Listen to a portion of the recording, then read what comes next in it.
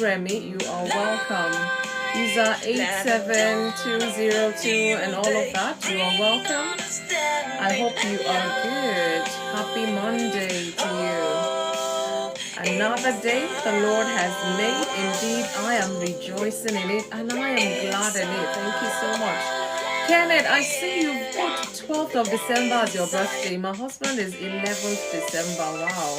Just a day after each other. Althea, I see you. Thanks for joining. Please help click down on your screen for 2 seconds and some names will pop up. Click send, send, send. Let all your followers be part of our talk today, because a lot of us are suffering, or a lot of people are suffering from loneliness. Loneliness is our topic today. Thank you, Kenneth. Thank you for liking the live. Please help share to your friends. Black Diva too, I see you. Thanks for joining. I hope you're good.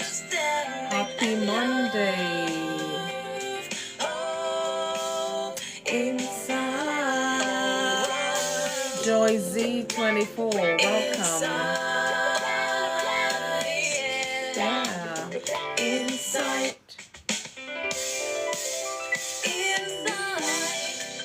How was our weekend? I hope our weekend was good. I hope we were not too lonely. If you were, I think you should, pull your chair closer today. Let's talk some more about this topic, loneliness. Loneliness. I know there's a whole lot going on out there in the world. God helping us. I mean, if you're not in a relationship or you don't have a bestie, and in that office, your colleagues are always getting on your nerves and all of that, I wonder, are you lonely?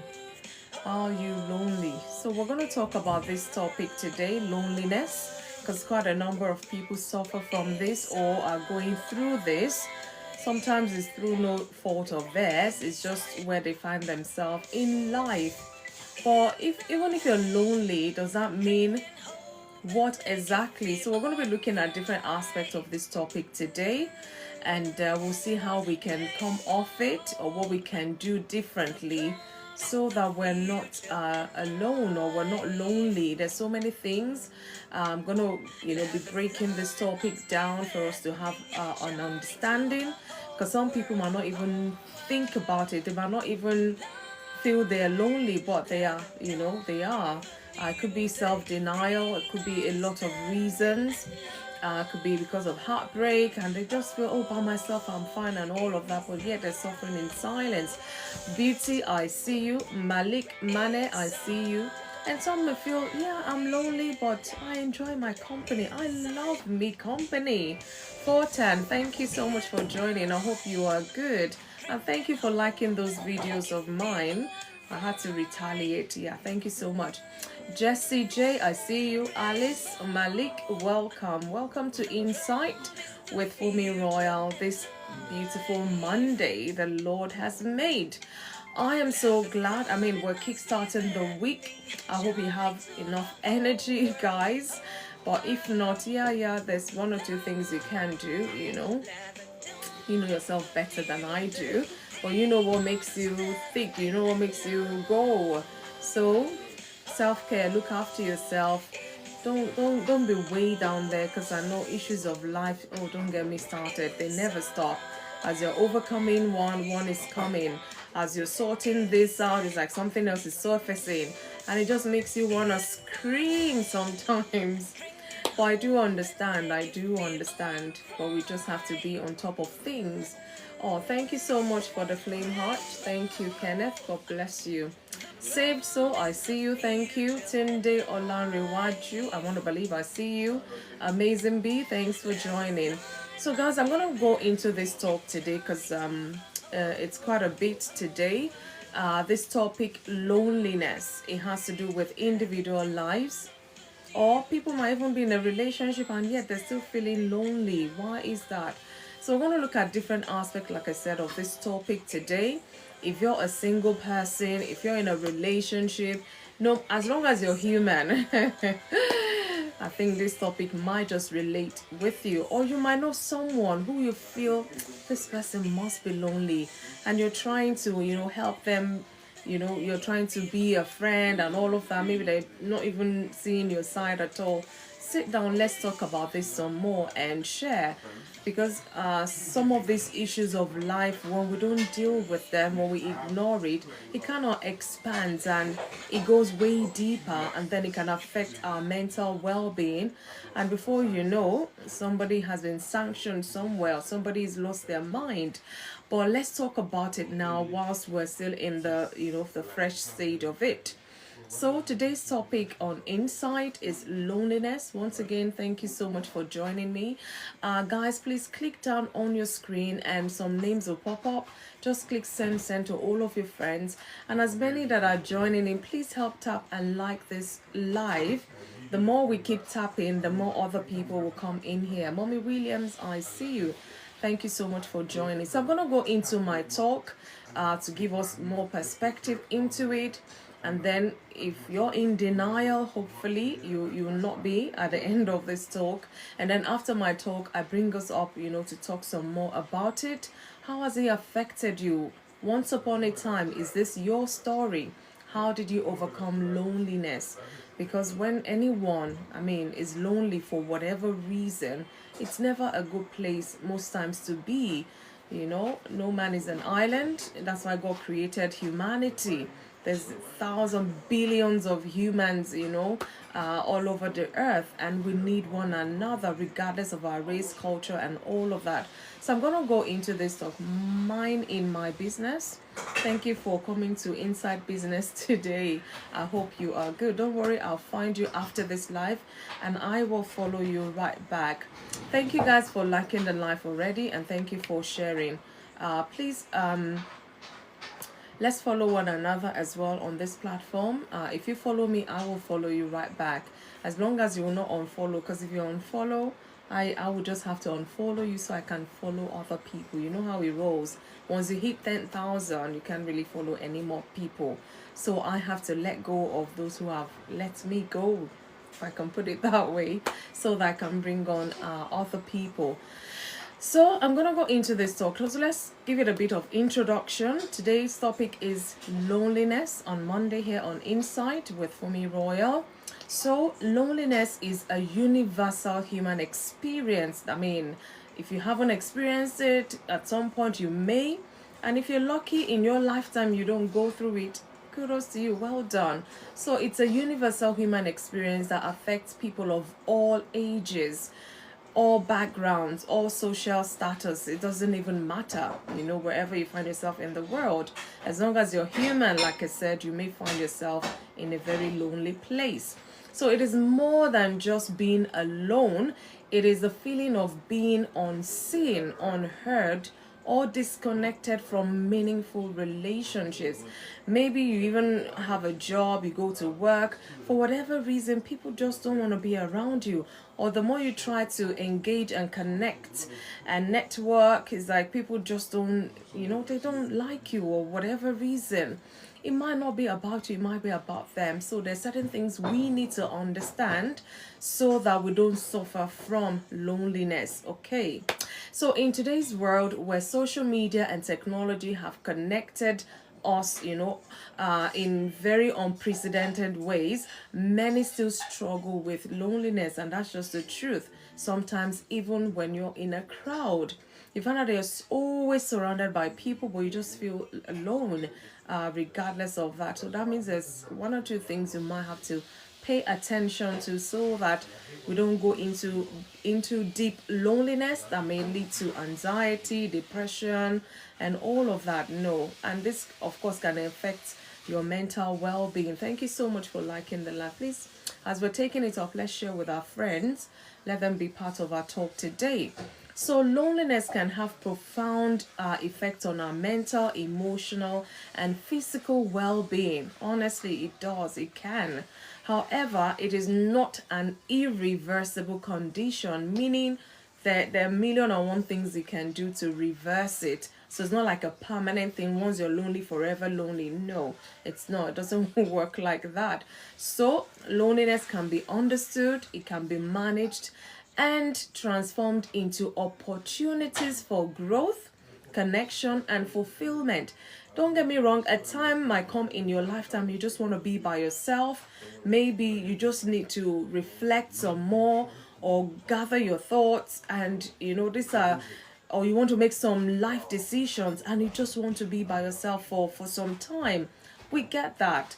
But as long as you understand why you're in that space, because if not, it's going to lead to all of these things I'm going to be telling us today.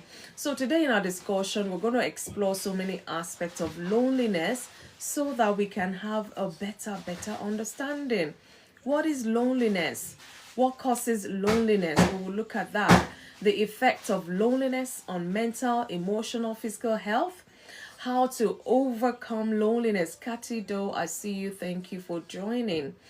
And the role of faith and spirituality in addressing loneliness. Because I always have to go there, because I always like to refer to my Bible. And again, we'll look at our practical steps to build meaningful connections so that we don't become lonely. And again, finding purpose and fulfillment despite loneliness. Because like I said, sometimes it could be beyond you. You've tried and all that. You just find out that you're by yourself, in that space. It doesn't mean the end of the world. Let's be proactive even whilst we're in that space. That's all we're, trying to say. So let's break it down one after the other. First, what is loneliness? What is loneliness? What do you think loneliness is? If you can use the chat function and tell me, what do you think loneliness is? Let's start engaging. Loneliness is the emotional state of feeling disconnected or isolated from others, even when surrounded by people. I say that again. Loneliness is the emotional state of feeling disconnected or isolated from others, even when surrounded by people.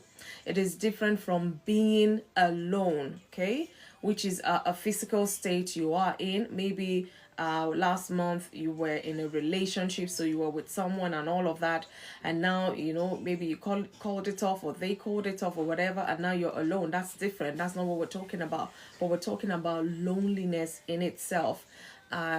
It goes beyond that physical state.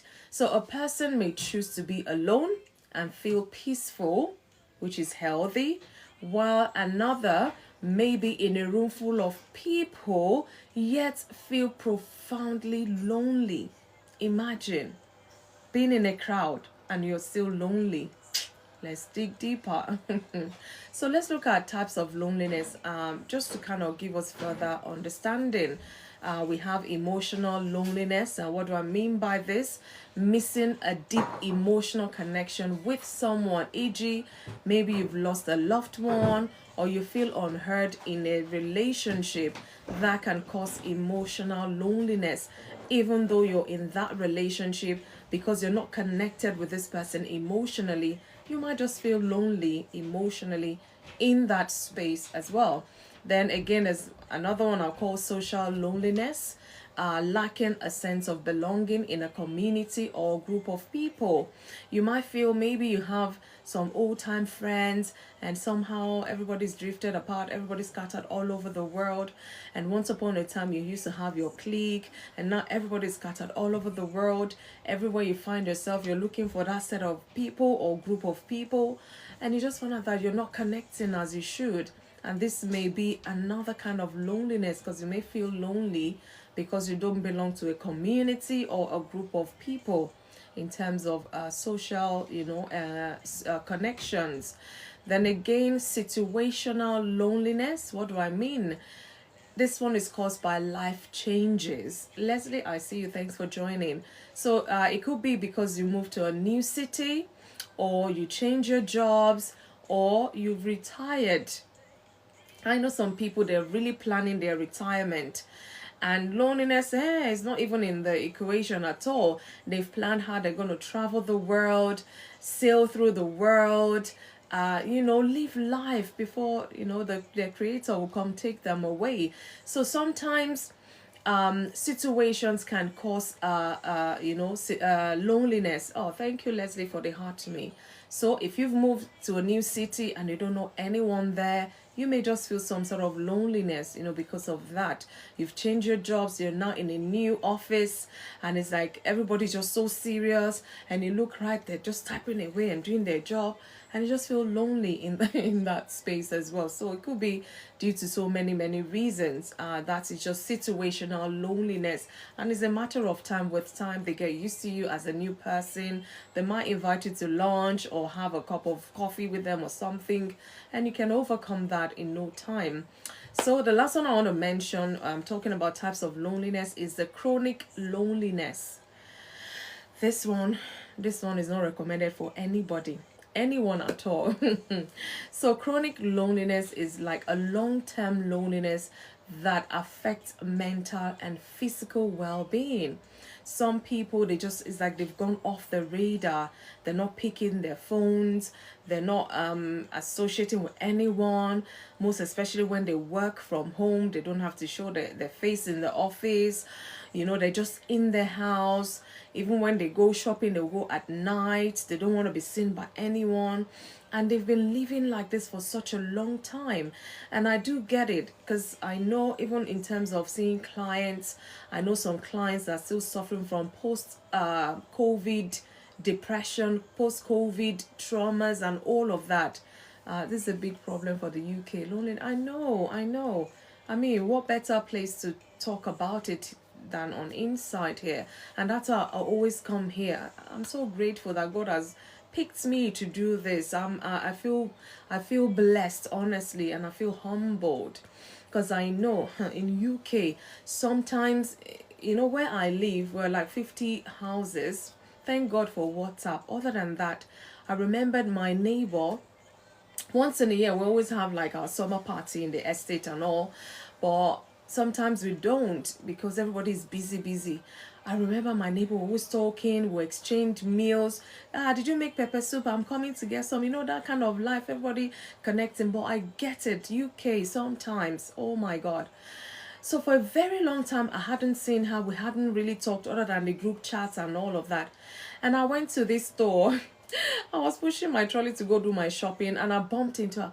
I said, oh my goodness, I can't believe you live in just down that road to my house. I said, my God, Happy New Year. And we both laughed. Can you imagine? I hadn't seen her. She hadn't seen me. And we said, when was the last time? I said, it was when was it?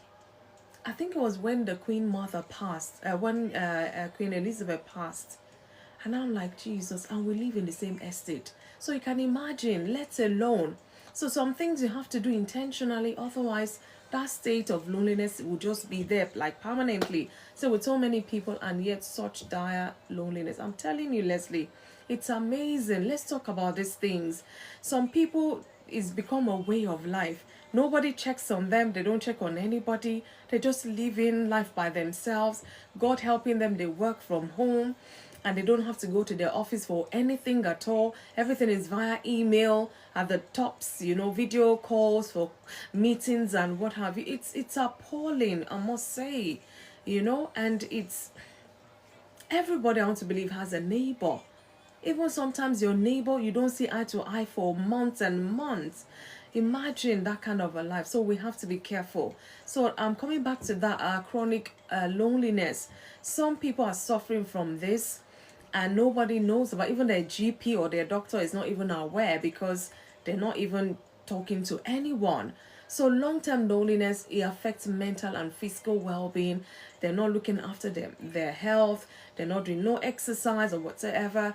They're just, wake up, eat, work, go back to sleep, watch TV, just like that, month in, month out. And then when it's Christmas time, they will have their Christmas meal by themselves, and they'll buy themselves gifts and all that. Oh my goodness, that is not a way to live.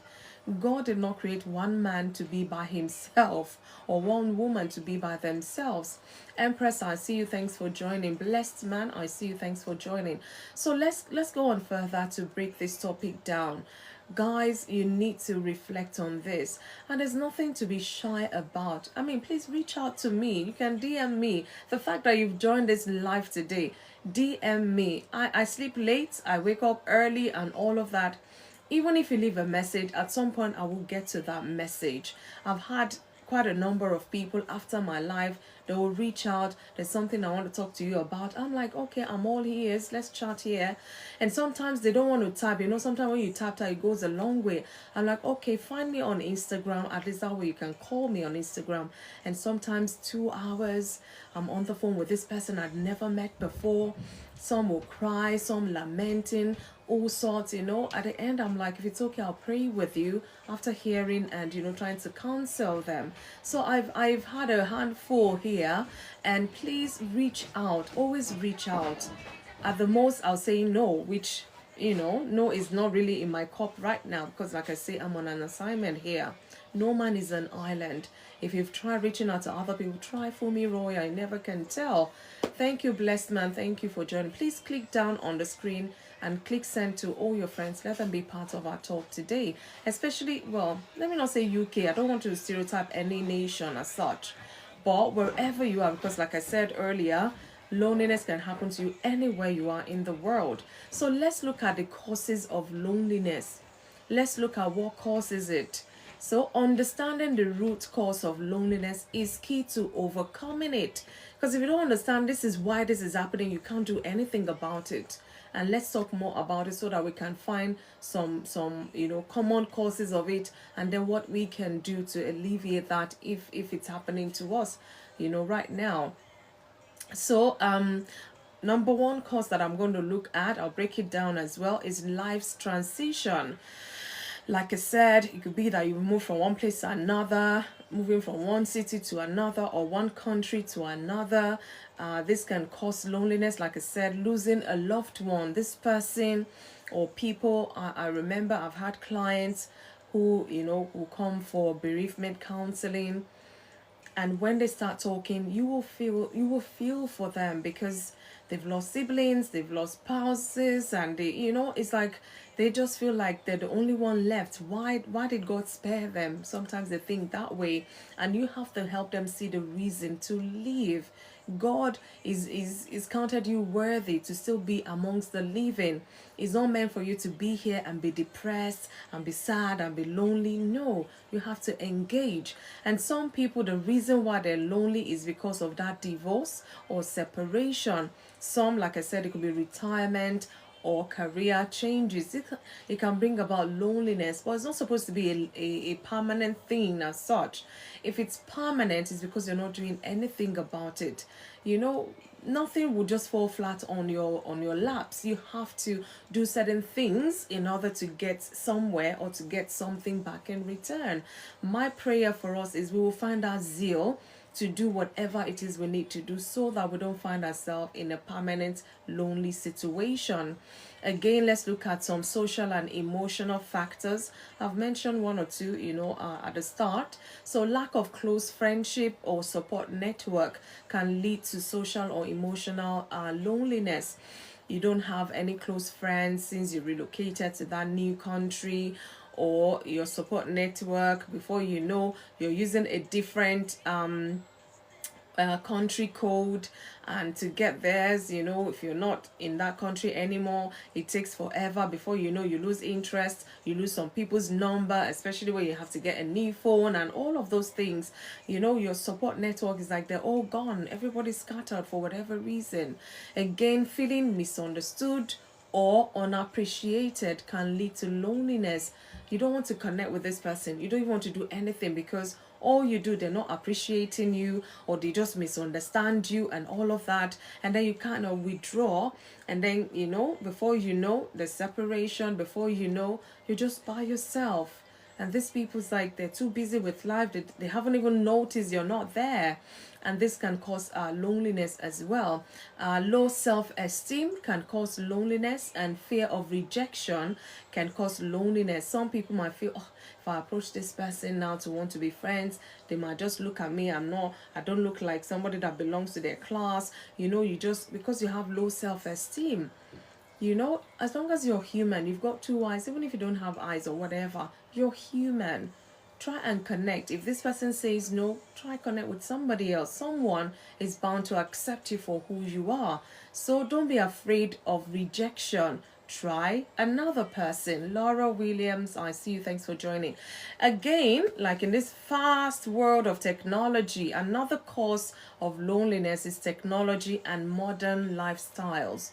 So, excessive reliance on social media over real life interactions can lead to loneliness. People will say, "Oh, come, let's meet in town." We'll be like, "Oh no, let's just do FaceTime. Let's just do video call," and everybody laugh, pa pa pa. Everybody click off their thing, and then you're not meeting people in real life.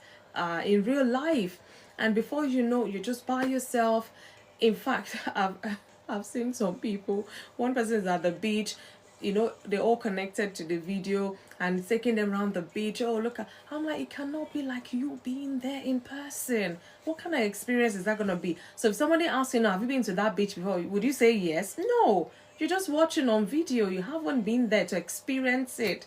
So you cannot really say that. So technology, modern lifestyles is made loneliness like so common, if I can put it that way. So we have to make the extra effort. The fact that I can FaceTime you, you can FaceTime me, does not mean we shouldn't make effort to meet face to face once in a while. It's very crucial. It's very important. I know technology is good, but at the same time, abuse of anything, it's not good at the end of the day.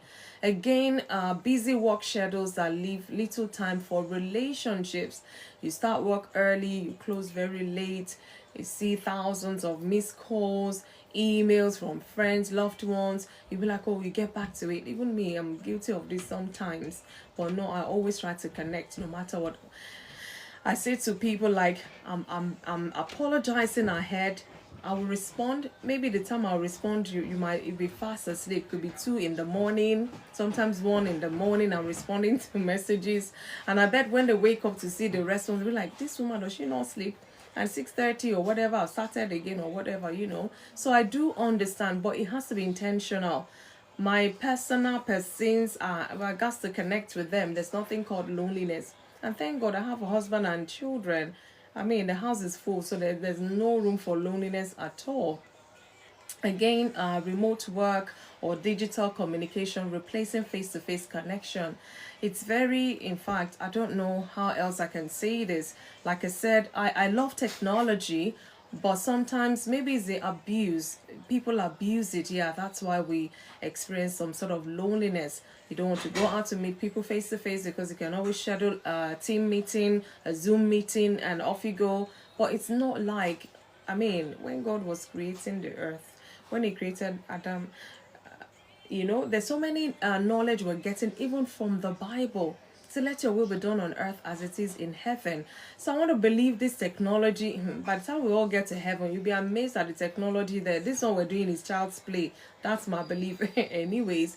But we should not allow technology to take over our lifestyles, the things we need to do with family, with friends and loved ones. There's a place for that, but we all know that, when there's no balance to anything, is like an abuse. So be mindful. Are you that techie guru? You cannot do without your gadgets and all. You're so consumed by technology. You don't have time for real people. One day, if that technology crashes, then what are you left with? So consider that. Dele, I see you. Thanks for joining us on Insight. So let's look at another cause of loneliness. For me, I'll say this: spiritual disconnection. For some people, maybe where they were living before, they used to connect, spiritually with their church, engage in evangelism, visitation, and things like that. And now they moved to a new city. They're even struggling to find a church they feel comfortable with. And, all of those activity, they miss it. Before they're feeling lonely. They feel spiritually disconnected. They're trying to find their feet again. Okay, the God in Africa is the same God in Europe, and, all sorts. But if care is not taken, this can cause loneliness. Owachuku Jude, I see you. Thanks for joining us.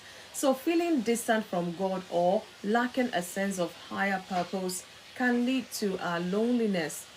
Like I said, something may have disrupted your day-to-day living and all of that, but you have to be intentional to getting back there. If your church you left behind, they don't have an online presence. There's so many churches online. By the time you scroll, it will take you a while to find one that you're comfortable with, until you now find the one maybe closest to where you now live that you can also engage with. It will take time, getting to meet new people, new friends, new believers, and all of that.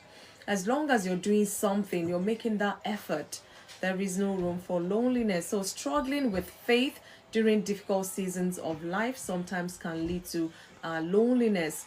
I remembered once upon a time I had this issue. I've been praying and trusting God for years and years and years. And it got to a time, it's like that was the only thing I was talking about. It consumed me, literally consumed me. It got to a point I could see my husband was actually fed up. Even I was fed up. And I'm like, God, you can't do this. It was a struggle with my faith. Because I'm like, there's nothing God cannot do. Why is he not hearing me? I prayed for all kind of healings and all that. Fasted, even I was praying for people who were sick. And they will come back and say, oh, God, heal them. And I'll even be more angry with God. Like, why are you doing this to me? But you can imagine, I felt alone. But all the while I was feeling that God was with me. And, it took 30 years before I got my healing. And I'm grateful to God because I learned a lot. It built my faith to this level that I can't begin to tell us. So for that, I remember those times of feeling so lonely, and those surrounded by loved ones, family. You just felt like you were just in a world of your own. This thing morning, afternoon, night, and all the time, But thank God, like I said, it was a phase. I went through it, but that is not the case anymore. So I want to believe for you, you might be feeling lonely there. It's not the end of life, like I say. Just look at it as a stepping stone to the next level in your life. But whilst you're in that space, make sure you think positively. Make sure you engage positively as well, so that it doesn't lead to other mental illness. So let's look at the effects of loneliness on mental, emotional, and physical health. Loneliness is not just an emotional experience, like I said. It has real consequences on health and well-being. I remember I used to do this. I'll massage. There's some veins here. When you touch them, or when I touched them back then, when I touch just a little, I feel something there. I just feel this pain. So every time I just said to myself, once I get to that and I do this, I feel that pain. And I had to be massaging and massaging. I'm like, no, this thing it was just too much. Having many friends can also be hard work. I know it can be. That's why you have to sift them sometimes, so you know who you can approach for this or that. For whatever reason, sometimes you may have many friends. You know that when you want to talk straight talk, you can't go to friend A. You better go to friend B, otherwise you'll be in trouble. So I guess you have too many friends for different reasons. So loneliness, like I said, is not just an emotional experience. It has real consequences on our mental well-being. So let's look at the mental and emotional effects of loneliness. Guys, it can cause increased anxiety and depression. Loneliness can lead to persistent sadness, hopelessness, and stress. I remembered, was it last year or a couple of years ago? I had this client. In fact, there's something we call counter transference in counseling. When you see a client and you could relate to what they were going through, and it's almost triggering for you something else, and before you know, you're almost talking like you're the person in counseling. So this person, throughout my sessions with them, because there was a limited session, it's like I couldn't help, and that kind of frustrated me, because as much as they were so negative to the point that it was so draining, every time I had to see them, I would pray extra, like, Holy Spirit, you just have to help me in this session, like, help me to bring the right words to help this person. And after like 2-3 sessions, it got a little better. But the moment they leave my presence and they come back the week after, my goodness, they are worse off than where we left off. So it's like every time they smile to leave, by the time they come back, it's like they're dragging, and they're so negative, they feel so hopeless. I feel so helpless, like can I help this person? Because it's like, oh, we've tried all sorts. We did CBT, we did person-centered, we did all sort of kind of therapy, and by the time our session was over, they could barely say I feel better, even, because I know it would be a lie. It was so chronic what they were feeling in terms of depression. My goodness. So we don't want to get to that state. I mean, we do not want to get there. Before it gets there, get help, please. Get help. Speak to your doctor if you have to. They will navigate you to the right bodies that would help you. It's very important we don't keep silent about such things. If you're feeling lonely, you might think, oh, people just look at you serious. Get a friend. No, this can become a mental problem if not addressed on time. So again, if you're the one that you're always sad, fine, maybe something has happened and you're sad.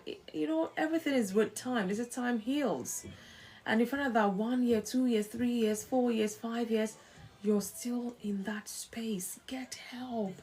Get help, please. Get help. Again, low self-worth, feeling unwanted or disconnected can damage self-esteem. And this can lead to loneliness because you just give up trying. You just give up on yourself, let alone on people around you. And you just feel like nobody wants you. Most especially if you've just broken up from a relationship, and it's like constantly you build, you give your energy, give your all into this relationship, and in no time it breaks off again. You just feel like nobody wants you, and this can make you go into that shell, into that bubble of loneliness, because your self-esteem has been damaged over and over again. But like I said, get help if you must. Find an old friend, talk to your family members you can trust, or better to just go to your doctors and talk to them. They might refer you to a counselor or something. And like I always say, I mean, if you're not a believer, you better start believing so you can engage with your local churches. And church is always fun for me as far as I'm concerned. That's where I go to energize my spiritual status. If I mean, all by myself, of course, I do worship, pray, and praise, and do all of that. But when you're talking about, not feeling lonely, just go to church. You will meet people, even if you don't know them from Adam. Enter any church. As long as there's a service going on, you'll be amazed. But for the praise and the worship alone, you'll feel connected, I'm telling you. Then again, overthinking and negative thought patterns. The mind can magnify feelings of loneliness, leading to deeper emotional struggles. That's how I say, please get help on time before it gets too chronic or before it gets so bad. You don't want to get there, because if you're an overthinker or you're a warrior, as they say, you have to be careful, because if anything happens, you tend to just go full rage, worrying about how this was your fault and all of that. Before you know, you go into that state of depression. You're struggling emotionally, you don't want to connect to anyone, you're avoiding people and all that, and then you really put yourself in that place of loneliness. So sometimes when you're an overthinker, you bring all these negative thoughts, and this can magnify that feeling of loneliness. You feel pity for yourself, nobody understands you, and then you're just in that space. It's not a good place to be. So let's be mindful. Let's look out for our mental and emotional well-being. Then again, physical effects of loneliness. It weakens your immune system. Loneliness can make the body more vulnerable to diseases because you're lonely. Like I said, I've had clients that don't want to go out to do shopping. They want to do shopping online. Once upon a time before COVID, they were the life of the party. And after COVID, a lot of things happened because people had to stay home and all of that. Some people lost their self-esteem. Some, they just, anything they find, they eat junk and all of that. And they feel lonely. They're not taking care of themselves. And then they're prone to all these diseases that weakens their immune system. So we need to pay attention. Imagine how loneliness can affect your physical well-being. Increased risk of heart disease and blood pressure. And again, this one I'm going to say, studies have shown that loneliness can affect can affect humans, as much as physical stress does. So you're lonely, you're by yourself, you're not engaging like you ought to, you feel stressed in all aspect, you haven't exercised, you feel tired and all of that because you've isolated yourself, you've cut off from people, or you just find yourself in this lonely place. So be mindful, because high blood pressure, it does not know any age. Before, certain diseases, when I say, oh, once you get to this age, be mindful of this disease. These days, you'll be amazed at some diseases very young people are faced with. And then you'll be amazed at, how can this young person have high blood pressure? Or how can this young person have this heart disease? Or it's never underestimate loneliness, the things it can cause in your body. And that's why I'm here. Let's talk about these things. Let's not shy away from it. If you're feeling lonely right now, like I say, as many that are joining the live, follow one another, reach out to somebody. It could be a stranger and it might turn out to be good friends eventually. But if you don't make that effort or that move to reach out, you never can tell if FunmiRoyal will be a friend to you. It's amazing, just one move, one change can affect your state of loneliness. Again, poor sleep quality. Feelings of loneliness can disrupt sleep patterns, leading to exhaustion and poor health. All of that, go together. How loneliness can affect your physical well-being. So let us look at how to overcome loneliness. Please bring your ear closer. Let us look at ways to overcome loneliness, because like I say, for every challenge there is always a solution. Whether we're not looking for the solution is a different talk altogether. Cass Bakes, I see you. Unwachuku Jude, thank you so much. Please keep liking the live, and Gifty Love, oh, how are you? Keep tapping and send to all your friends. We're still in this talk. Let's talk some more about it, especially those friends you've been trying to reach. Just send the link. Hopefully they'll see and come and join us here. So, while loneliness can feel overwhelming, no doubt about it, there are practical steps to overcome loneliness. So, let's look at those steps. Like I say, you have to do something. You can't just sit down and feel, yeah, my loneliness will cure itself. No, it doesn't work like that. You have to do something. You have to do something. So, first thing is cultivate self-awareness. I always say self-reflection. As long as you're human, you need to cultivate the habit of self-reflection. Reflect about your life, where you are at. Are you okay? Are you happy? Are you sound mentally, physically, emotionally, and all of that? From time to time, check in with yourself. Are you aware of yourself, where you are at right now? Do you even know if you're suffering from loneliness? Or do you think because, oh, everybody's around me, oh, and I see people, I see this, oh, I'm good. But really, are you? Because that's where the danger lies. You're surrounded by people, yet you are lonely. So the first thing is to cultivate self-awareness. Recognize loneliness as a signal that something needs to change. Obviously, something needs to change. Otherwise, you will not be feeling lonely, or you will not be lonely. So identify whether it is emotional loneliness, whether it's social, whether it's situational loneliness. What is causing that loneliness for you? You need to find it and you need to address it. Again, shift your mindset.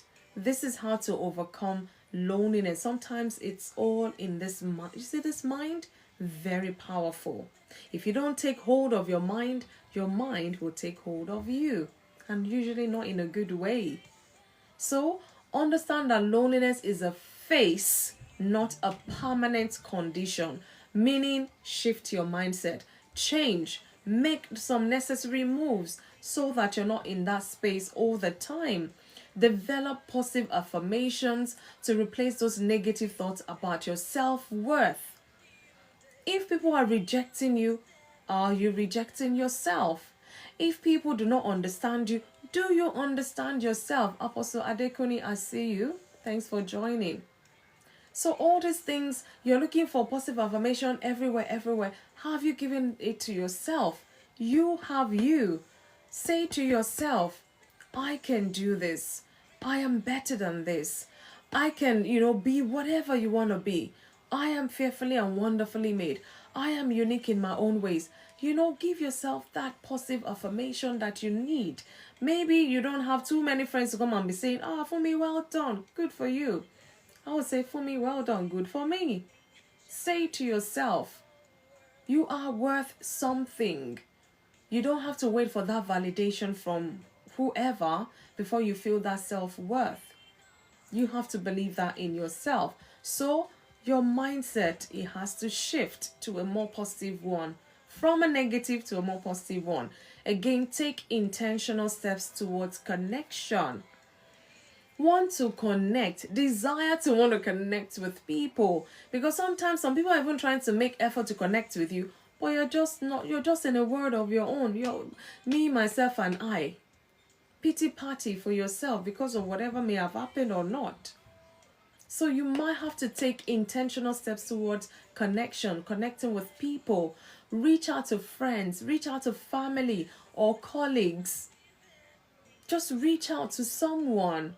But be careful whilst you're doing that, because you don't want to reach out to the wrong person who will influence you even more negatively. You don't want that, because it will drag you into more state of loneliness.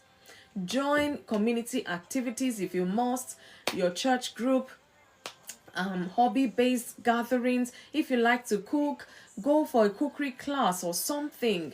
If you're the type you like outdoorsy, go to one park near you, go to the beach near you. As you walk along, you might just meet a stranger and say, hi, how are you? Buy them a cup of tea, buy them coffee, buy them ice cream or something, and get chatty. Like I said, with caution, because we all know there's some people out there, I don't want to say anything, but I guess you understand me. That's why I said the safest place is a church group, a church community. Even if you don't want to attend that regularly, find out in your community what activities are there in your local communities. You can buy the flower. Oh, okay, maybe there's a conversation going on. Do something. You have to be intentional. Take that step. Connect with that person. Reach out back to that family member and all of that. Join your community activity. Join, I remember the years back, that was when I was in Republic of Ireland. We used to do the floral mini marathon or whatever they call it. I used to go for that, and well, I think every year I did that for like 4 years consecutively. You have to do 10-kilometer walk. You can run it, you can walk it or power walk it, whatever. At the end of the day, as long as you finish your 10K mile, 10 kilometers, you have to, they will give you a badge. And each year I try to beat my record. I think the first year it took us 2 hours because me and my group, we were just chatting and then forgotten that we must finish this race before the end of the 2 hours. So each year we try like, last year I did 2 hours, this year I must do 1 hour 30 minutes or something, and it got better, and I couldn't wait to get my medals. I don't even know where I've kept those medals. Join an activity in your community, raising funds for some charities and all of that. There's so many things, so we don't have any excuse to be lonely. It's me, Raj, I see you. It's me, Fumi. It's me, FunmiRoyal here. Good evening to you. Welcome, Raj. It's amazing the things we can do in our communities. It doesn't have to be people you know. By the time you engage, you find out that you get to know them, and you might just like one or two of them or many of them. Engage in meaningful activities is very important. You can start by volunteering to helping others as well. Giving can bring deep fulfillment. Give to the needy. If God has blessed you, it could just be the food bank near you. Buy a few bits and just go give it there. And you can become a regular when they're looking for volunteers to help feed the homeless in your community. Engage. Oh, Debbie Gazim, I see you. Welcome. Just find yourself doing something and be intentional about it. You find out that loneliness will be a thing of the past. Develop hobbies and skills that bring personal joy and fulfillment. So you're lonely. What are you doing with yourself? What are you engaging in? What are you participating in? Are there things that give you joy? Yeah, good evening, my dear sister. God bless you. Thanks for joining. You know, these things, if you're not intentional about it, one might just be so miserable. Thank you for the heart to me, Debbie. So let's look at, this is my favorite part I always love to talk about, because this is what really saved me to be this person who's always coming here to talk and talk and talk. The role of faith and spirituality in addressing loneliness. I tell you that for free. Personally, for me, and I know for a lot of believers out there, they can attest to this, faith plays a powerful role in overcoming loneliness. It provides comfort, it gives you a sense of purpose and a sense of belonging. If I count, well, in my lifetime so far, I've really fully engaged with three different, well, if I look at my childhood, it's different. 4 different denominations in my life. There was a particular one were there for almost 25 years, you can imagine. And it gave me a sense of purpose. I grew in there, was ordained in there. I, served in there. I knew in fact, people on my phone now, in fact, almost everyone on my phone, apart from people I went to school with, they're from my churches from way back. One church connection to another.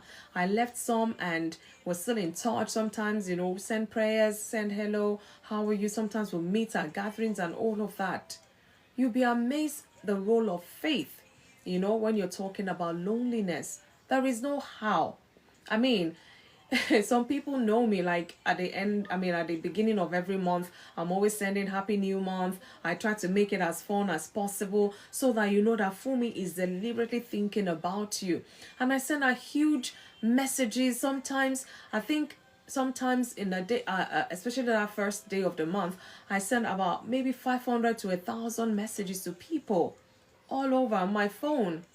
And I always say to myself, if I get 10 back, honestly, I am blessed. I always get more, because it's like sometimes I say, hey, you've gone to look for their trouble now, they know me. By the time I send that, you see people responding, and my WhatsApps are going. I'm like, oh my God, I have to open all of this message, because I don't like seeing that number there, 400 or 100. If I don't even want to see 5, let alone that many. Sometimes I'll open like 80. When did I send this message? People are not busy. My goodness, they're responding. So there's no how I'll be lonely, guys. So connect with your faith. Connect with the people of the same faith with you. You'll be amazed that loneliness is not going to be in the picture at all. So know this, that faith plays a powerful role in overcoming loneliness. Like I said, it provides comfort, purpose, and a sense of belonging.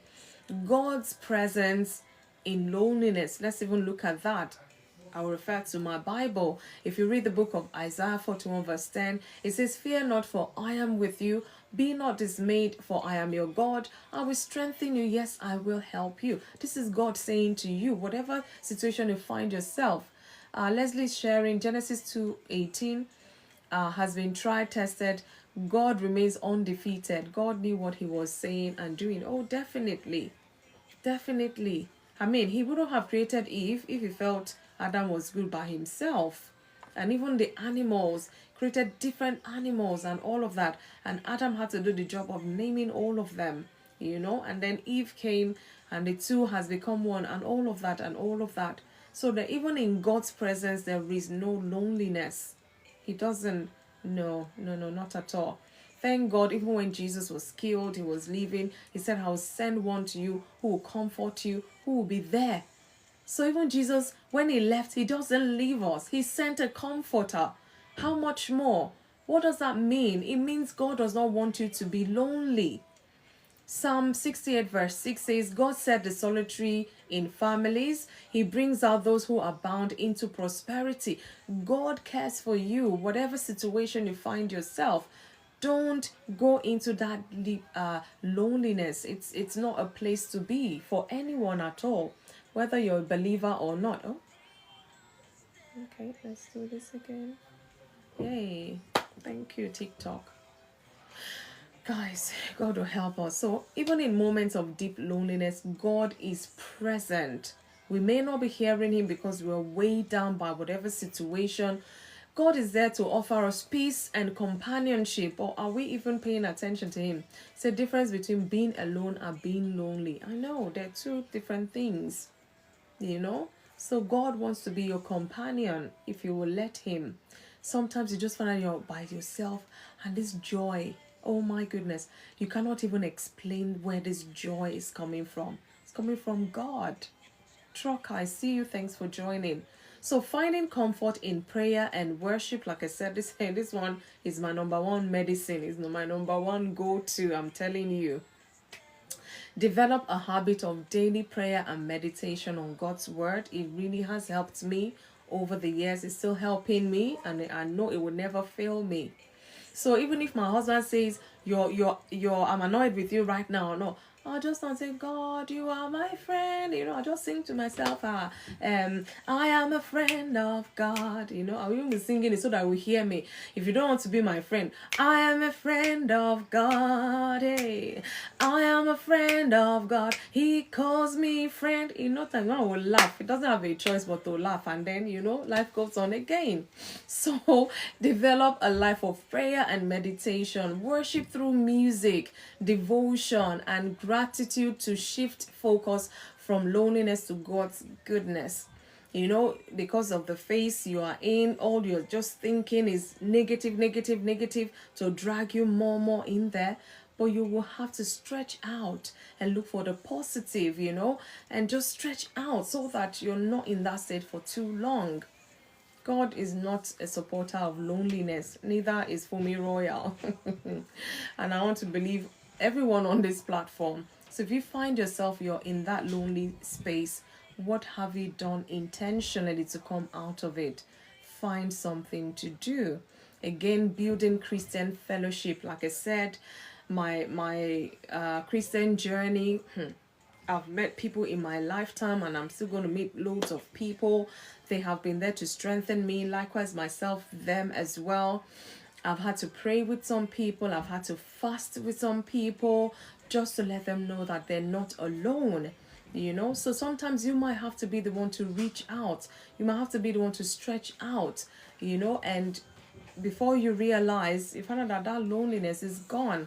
So get involved in a church or a faith-based community. If you've relocated, there are churches almost everywhere, I'm telling you. And like I said, we don't want to be indulging, but you can even go online and go live with a particular church. And if it's close by, you can actually go there in person so that you can feel more connection, with other people or other believers. Participate in your Bible study groups and your mentorship programs that will foster deep spiritual connections. Look, if you have the Holy Spirit, I don't think you should be lonely. That's my own belief. Because there were times, like at some point, we found ourselves, my husband was in one nation, I was in another continent or whatever. Children were with me at the time and all, going back and forth. And I'm like, sometimes, of course, it's late in the night and you're feeling lonely. I don't know what his own story would be, because I'm sure if he will share similar. I'll be like, this man is not here now, Lord. I'll be talking. Sometimes I talk to myself. Sometimes I'm like, Holy Spirit, you just have to help me. This loneliness or this boredom or whatever it is, Fine, during the day, the children are there. But when it comes to it, you turn this way, you're by yourself. You turn here. After you make video call and talk and laugh and just at some point you have to go to sleep. But he's not there as in person. So I get it.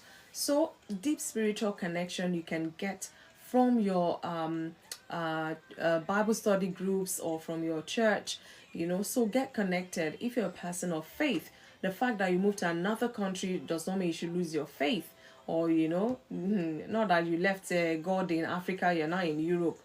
You want to look for the God of Europe. He's the same God everywhere, please. So don't just let loneliness creep in.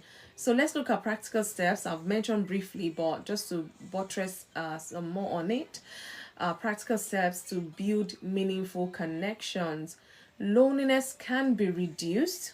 Okay, you might not be able to wipe it out completely, but it can be reduced by fostering relationships that bring genuine joy and fulfillment.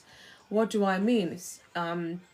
If you can do this, honestly, if you can take these steps, it will build meaningful connections for you, strengthen existing relationships. So even if you have moved from one country to another, you see how these people, they have phones, you can reach them. Sometimes you might even have to send email to your friends. Yeah, if that is the only way you can connect with them. Be intentional about checking in on friends and family. Be intentional. Thank you. Oh, thank you so much, Apostle. Oh, Apostle B, it's been a while. I hope you're good. Welcome to Inside today. So be intentional. Check on them, even if you think they're not checking on you. You know, there's some people when you call them, say, I've been meaning to call you. I've been meaning, for the fact that I even say they've been meaning to call you, just take it like they've been meaning to. I know life is happening, busyness of life and all that. Good evening, my dear brother. I hope you're good. So just take it on them. Don't say, If sometimes I used to accuse and say, hey, it's like you misplaced my number. Imagine me calling somebody 10 times.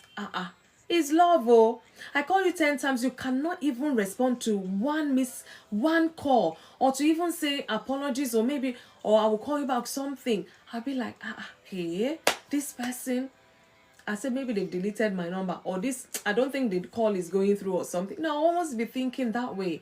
And then when they now finally reach you or you reach them, they'll be like, I'm so sorry, this and that. I said, okay, for the fact that I even picked up, glory be to God. At least they still know you're on the other end of life, so to say. Express gratitude and appreciation for people in your circle, people in your life. Sometimes I just sit down and I do this deliberately from time to time. I'll just go through all the contacts on my phone. I'll be like, this person, wow, it's been such a long time. I'll just reach out of the blues. This person immediately, I'm telling you, when I do that, immediately they either call or send the message back like, hello, is this for me for real? Like, I say, see my life. I say, yeah, it's me. How are you? Long time, just checking in and all. Hey, see this conversation. Sometimes we just go an hour, or they will call, we talk, and that's done it for another year or so. There's some relationship like that is in your life, and there's some that every week you talk. Let me see. Yeah, there's some that every week you talk. There's some that maybe every month, or there's some occasional ones you have to, or there's some that every day you talk with them. So you have to be intentional, appreciate these people, so that they will not think you've abandoned them at some point or whatever, and then you start feeling this loneliness, these people are not connecting, not knowing that it's you that stopped connecting with them. So it has to be intentional. Again, expand your social circle. For me, it's like every season, I have like seasons where this new set of people will come into my life and I get to know them. And then I find out that, oh no, this person, you can't go beyond this, because I'm very careful. I'm very careful when it comes to bringing people that close. As easily as I do that, I can easily shut it out as well, because I'm very mindful. I'm coding there, but I'm sure some of us understand what I'm trying to say. So expand your social circle, join interest-based groups. Some of us here, we have become paddies like Elder Debbie. You think I've met her before. I've never seen her face to face.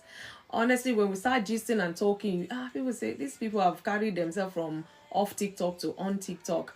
Brother Leslie, my dear brother there as well. Quite a number of people I have not met face to face. But because of this interaction, because of this community, inside community, we are growing on one another, so to say.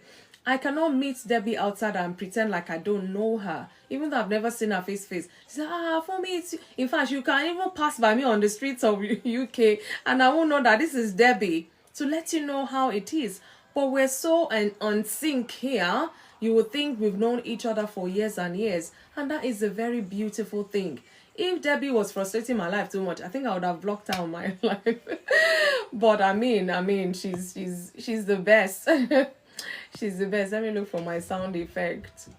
It's amazing. It's amazing when you're intentional about something. Join an interest group. Could be sports that you have in common, could be music, could be book club, cooking club or something, or bungee jumping club, whatever it is. Be intentional about expanding your social circle. Again, attend networking events, in your community, your workplace, and all of that. And this can help you connect more with people and therefore alleviate or eliminate loneliness. Improve communication skills. Some might say they are just introvert. Not that they're introvert, they just don't have that what is it called?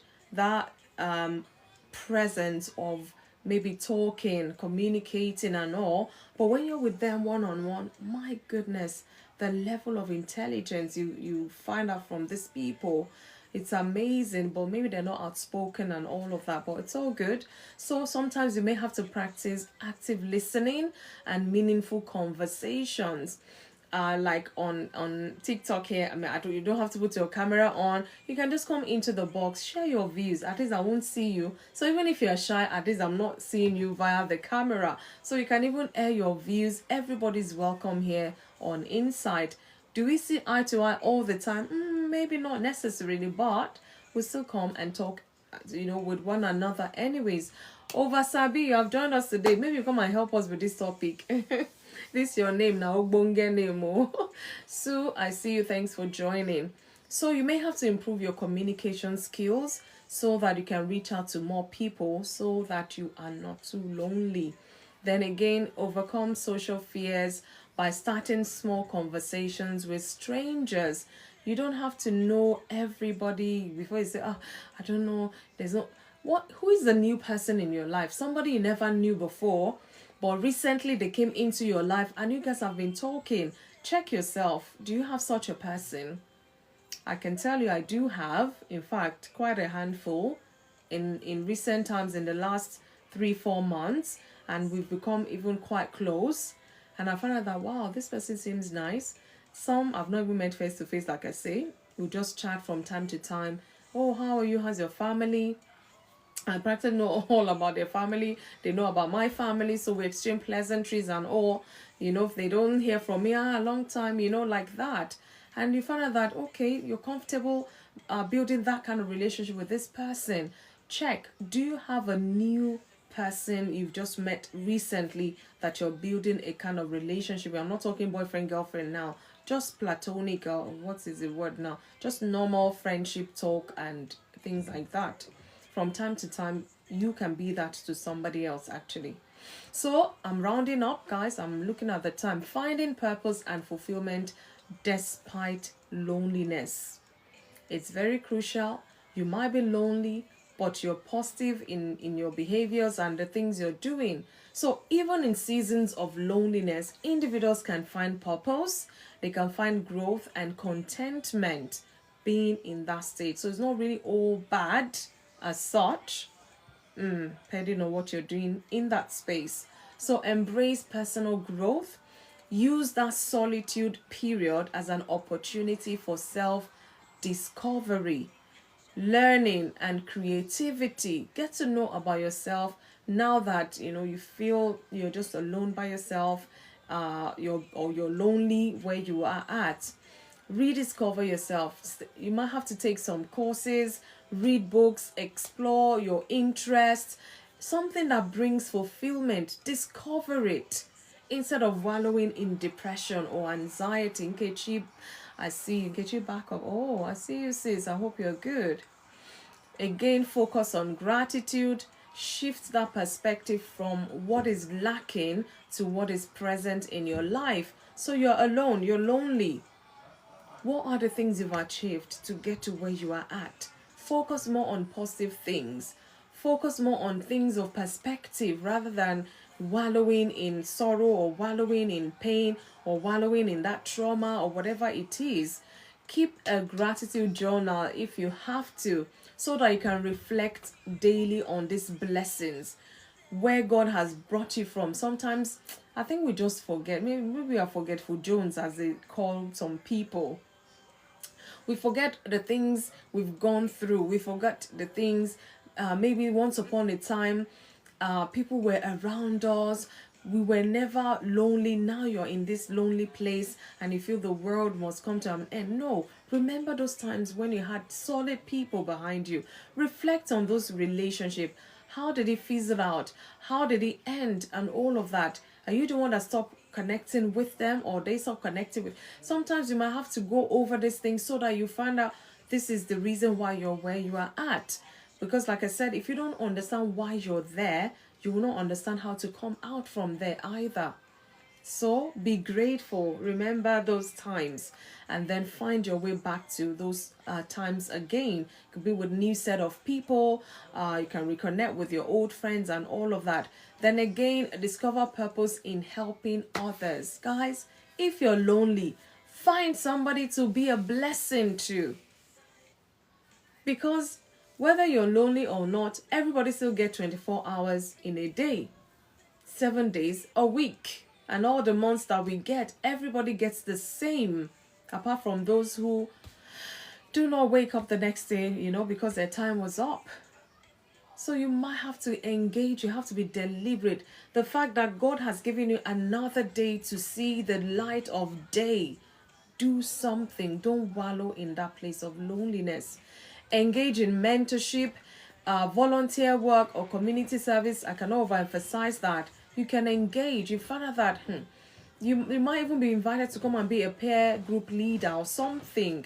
So purposeful giving replaces loneliness. Like I said, give of your time, of your essence, of your substance, of your money, of you, with a sense of contribution and impact to yourself first and to the community at large.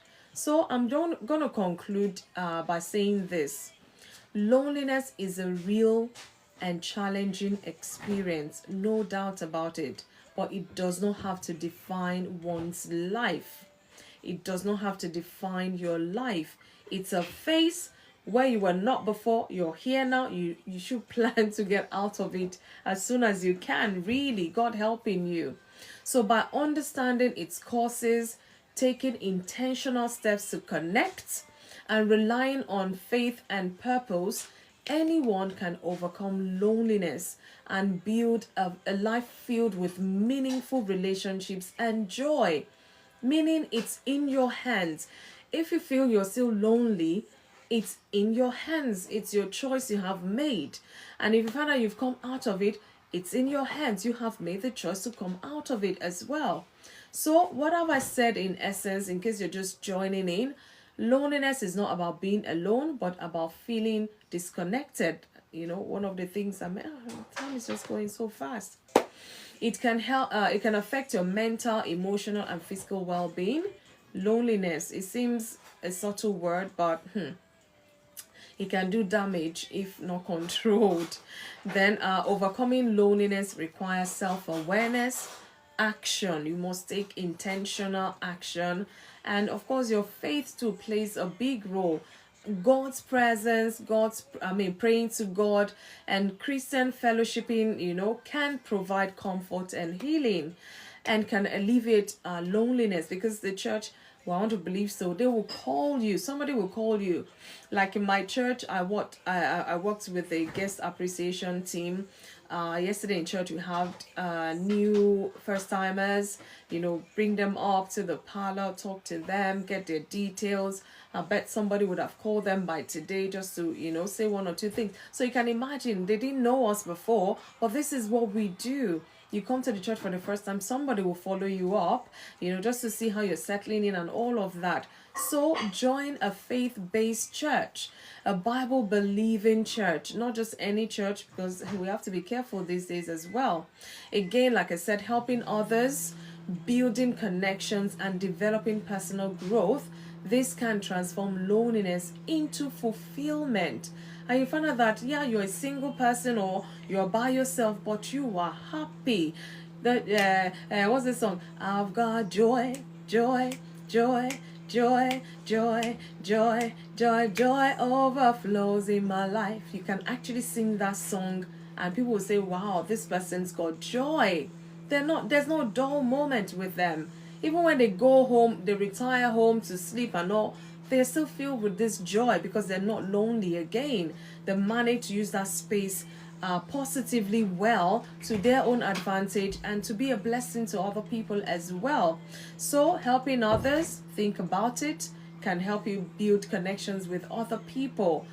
even strangers at that. Help feed the homeless, help feed the poor, help do something, give to charity, do whatever, so that you can, feel that connection with people other than yourself.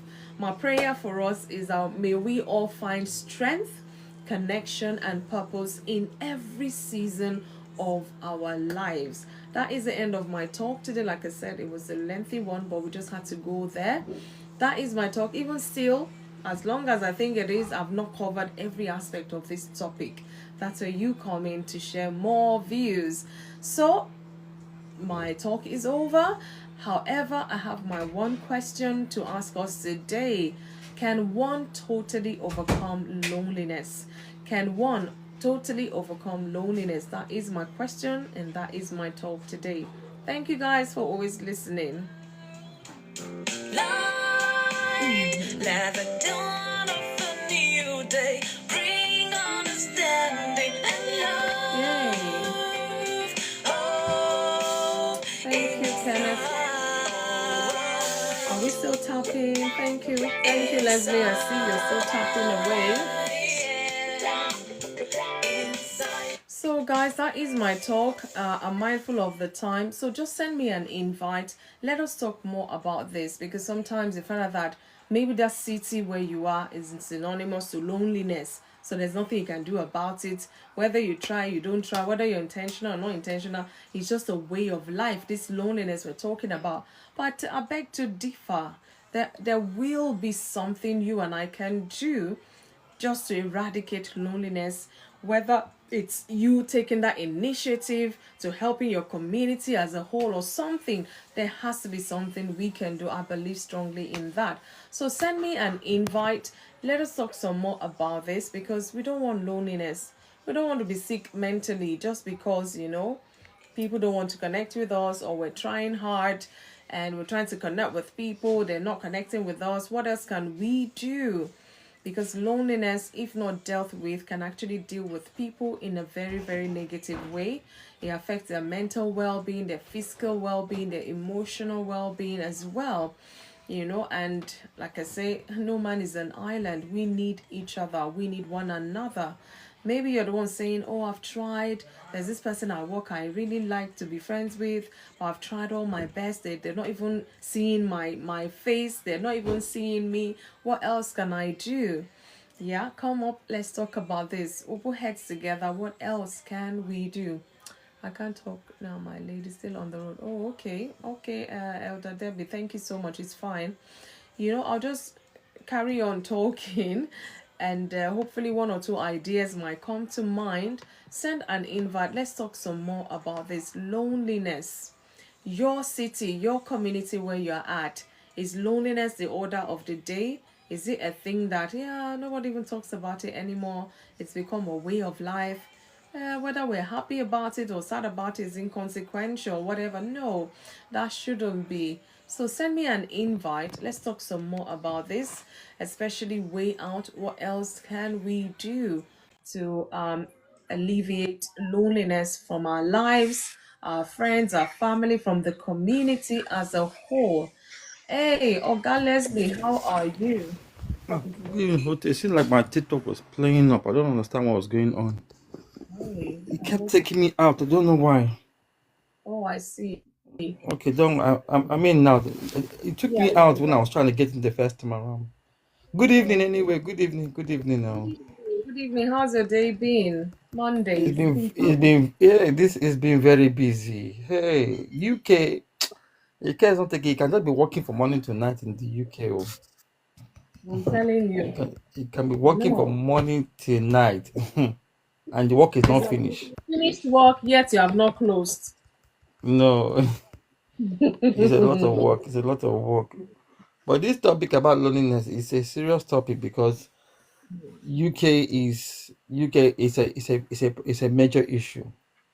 But I don't think it's happened by accident. I think people have there's been so much individuality for so long that now they don't know how to resolve the problem, and it's affecting them in their old age.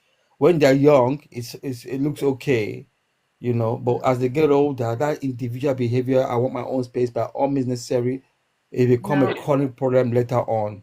and they're Yeah. not good at community. They're not good at community. They can put up a show like, that's why entertainment is such a big thing here.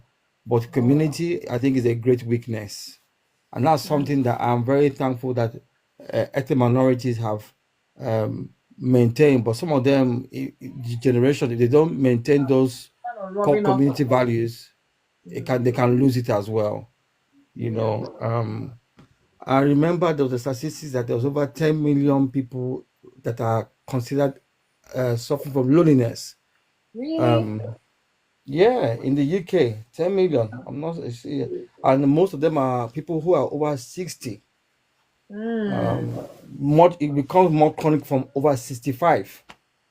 So what do you And that, think has led to that? Let's even reason together now.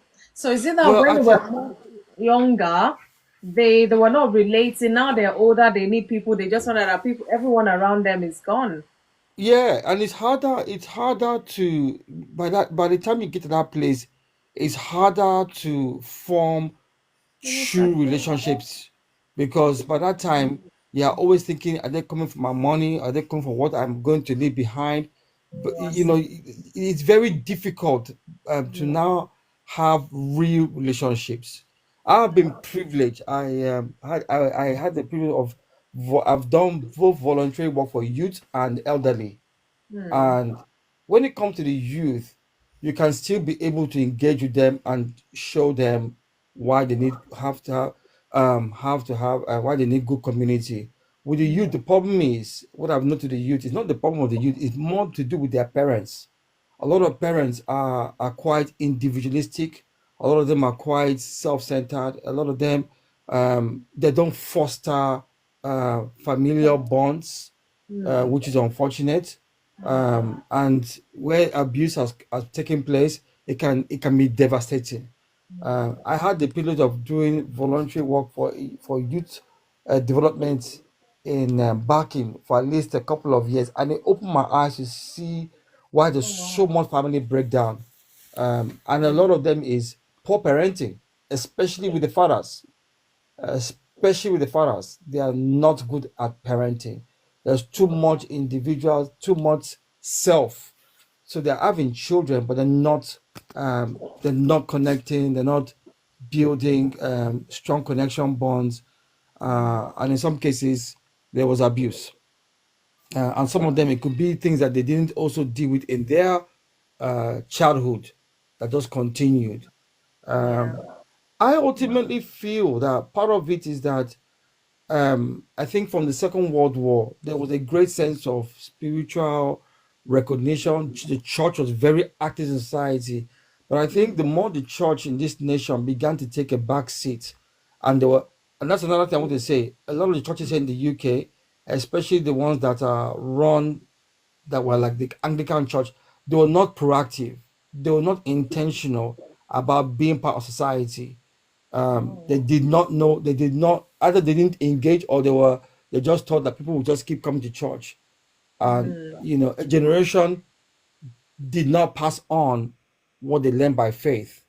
It just kind of like withered away, Now it's you know. affecting the current generation. Yeah. Yes, so and I think in the UK, I mean, again, I was privileged to have been brought up here in the 80s. I went to primary school here, and I did some of my secondary school here before going back to Nigeria to do my boarding school.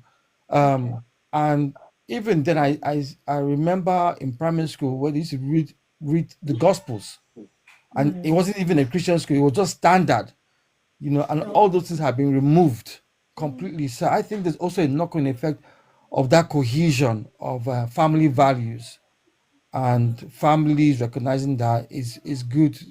I think there's too much independent behavior, and again, it starts with the parents, Yeah. because if the parents build that closeness, then you will tend to see it. When the parents are trying to show their children that you need to grow up, be 18, start your own thing, or they rush their children to grow up too quickly, it's part of that drive to just get out of the house, let me just have my own space kind of behavior. So a lot of that is also fostering that behavior. And once young people grow up and they don't know how to communicate, in proper relationships, Yeah. beyond just hooking up, Like the then sample that can case. be yeah, that is a problem. So you see that a lot. And I've been on both sides where I've seen in when especially in university when I was here in my uni years, I saw the ones that did have strong families and the ones that didn't, and I could see yeah how things could pan out, you know. But the UK has a serious problem with loneliness.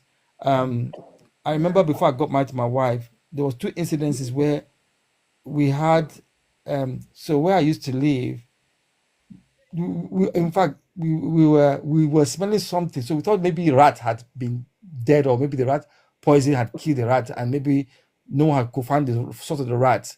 Mm. So we come, what's this smelling? What this place smelling so badly? And we check, and it wasn't rat. And then we got a Oh. knock on our door like a few days later from the Mm. council that a elderly woman, next door neighbor, had passed away, and she'd been late for about Oh, 3 days in wow. the apartment, and we didn't even know that there was an elderly person living next to us. Mm. We didn't even know that we had a neighbor that was elderly. Self, we all thought that it was like a garage shop with some businesses, and then some maybe some young Wow. people living in the flat. But there was this woman; she'd been dead for 3 days, and there was nobody to clean her body. The only reason why they found out was because the smell was so bad that the people in the business below us were like, "What's going on? The smell is so bad," and they found out that the woman had been dead for 3 days. That's what the autopsy revealed, and Wow. there was no nobody to claim her body, so they had to just bury her. I can't remember where they bury her in one place. I can't remember where they. Mm. There Oh was my no God. family, nothing, and she'd been dead for 3 days. And we were all asking, how can someone be dead for 3 days and there's nobody? That has come 3 days. to knock to do That anything. that's even good. We heard of one a couple of years ago where the woman had been unalived by the reason of neglect. She had been unalive for 3 years. 3 years. And they only discovered it. And she was living in a rental apartment. And people were asking, didn't the uh, landlord know that this woman hasn't been paying rent for 3 years and didn't come and collect rent before discover her body? In fact, the body was completely rotted. I think they found it only by the teeth. She had Oh been my late for 3 years, and the body was in front of a TV. Oh, you can tell And this then. was not somebody. I don't think the person was up to 40. It's on the news. It was on the news. The name of the estate was called Peabody Housing Development, That housing means estate. House, mm. she had been late for 3 years. This is not an old woman, oh. So loneliness is a real thing in this part of the world, and I feel one has to be really intentional Yeah. to uh, have friends. And I think the scripture says, "He that wants to have friends must show himself to be friendly." Yeah. Um, Mm. yes, sometimes we need a season to be alone, especially when it comes to God. We need a time to know the Sober. Lord, to become Reflect. aware, for God to help us to recognize who we really are. There's a time of healing. Maybe it's emotional healing. Maybe you need counsel from the Holy Spirit to help you to do certain things. And that time alone is very effective. It's really good. I've had those seasons in my life, and I'm very grateful. And in fact, it was a season of being alone that actually helped me to get married to my wife. Oh It was a wow. season I needed to take time out because it was like, you know, over friendly to the point where it's like, God, I don't know what to do myself. And so I had a season of being on my own. And then Mhm. even in my marriage, there was a season where there was no one calling my phone. And I was like, God, this is something is wrong. And God said, you need this time. You need this time. You and wife Yeah. need to be together, just be together and Mm. enjoy each other. And I'm very grateful for that season because today now I have a lot of friends. In fact, I have in fact sometimes between Children, the I have to friends, cancel. what? Yeah, we have to cancel so much occasions because there's so many places to go. And we tell ourselves that there's one point no one was calling us, and now we have too many friends. So Wow. now on the other side of where we didn't have anyone but ourselves, to the point where we have to be handling our engagement schedule. As of now, we already have our schedule booked all the way to August. Wow. So Time. we have to juggle and we have to maintain, or else it can be too much. So Yeah. that's the other side. It's a good problem. We thank God for it because we know what's like to not have people around, but one has to be uh, manage those things. But the most important thing is that I believe God wants us to first and foremost be secure in Him, and I believe that especially in the UK, I believe that um, I think it's a sign that when we disconnect from God, ultimately we pay that price with broken relationships, and it will eventually result into loneliness. That was what will ultimately happen. And I believe that it's not a coincidence that so many people in the UK are they come to the end of their life and there's no one to be there for them. It's not by accident. So I think that that's a part of the fallout of rejecting God, cutting God out of their life. Don't go to church. They don't want to have anything to do.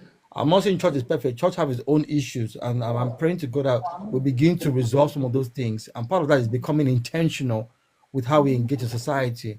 And I look like what you are doing here. We have to become intentional about engaging society. But loneliness is a crisis. I think it's a crisis in the UK.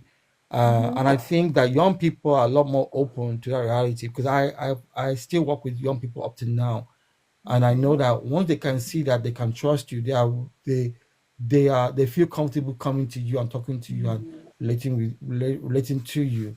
Um, but it's such an important thing. It's such an important thing. I think there's too much throwaway behavior and it's affected even relationships. So loneliness is a real issue in the UK. I think we even have a minister now, an MP for For loneliness. loneliness. Yes, that's how Yeah. serious it is. You know, so it's something that the church must see as an opportunity to engage. It's something that we So must let's say, begin to see as. can one ask, can one totally overcome loneliness? Yes, yes. Like I said, we went. I've personally gone through a season where I was alone and I was lonely for a season, and it Okay. kind of the season I'm in today now. I've learned to appreciate people a lot because I know what it's like to not have people around. I thank God for my faith. I'm really grateful. I have a faith. I have faith in God, but I know what it's like to not have people around and to deal with issues and struggles on your own, and it is challenging. So I don't know how people are doing it. I don't know how people are doing it. Every economy So these days is challenging enough, you know? yeah, so it is possible, but I think one has to be intentional, and you have to come out of your comfort zone. I think sometimes people are addicted to their comfort zone to the point that they're stuck.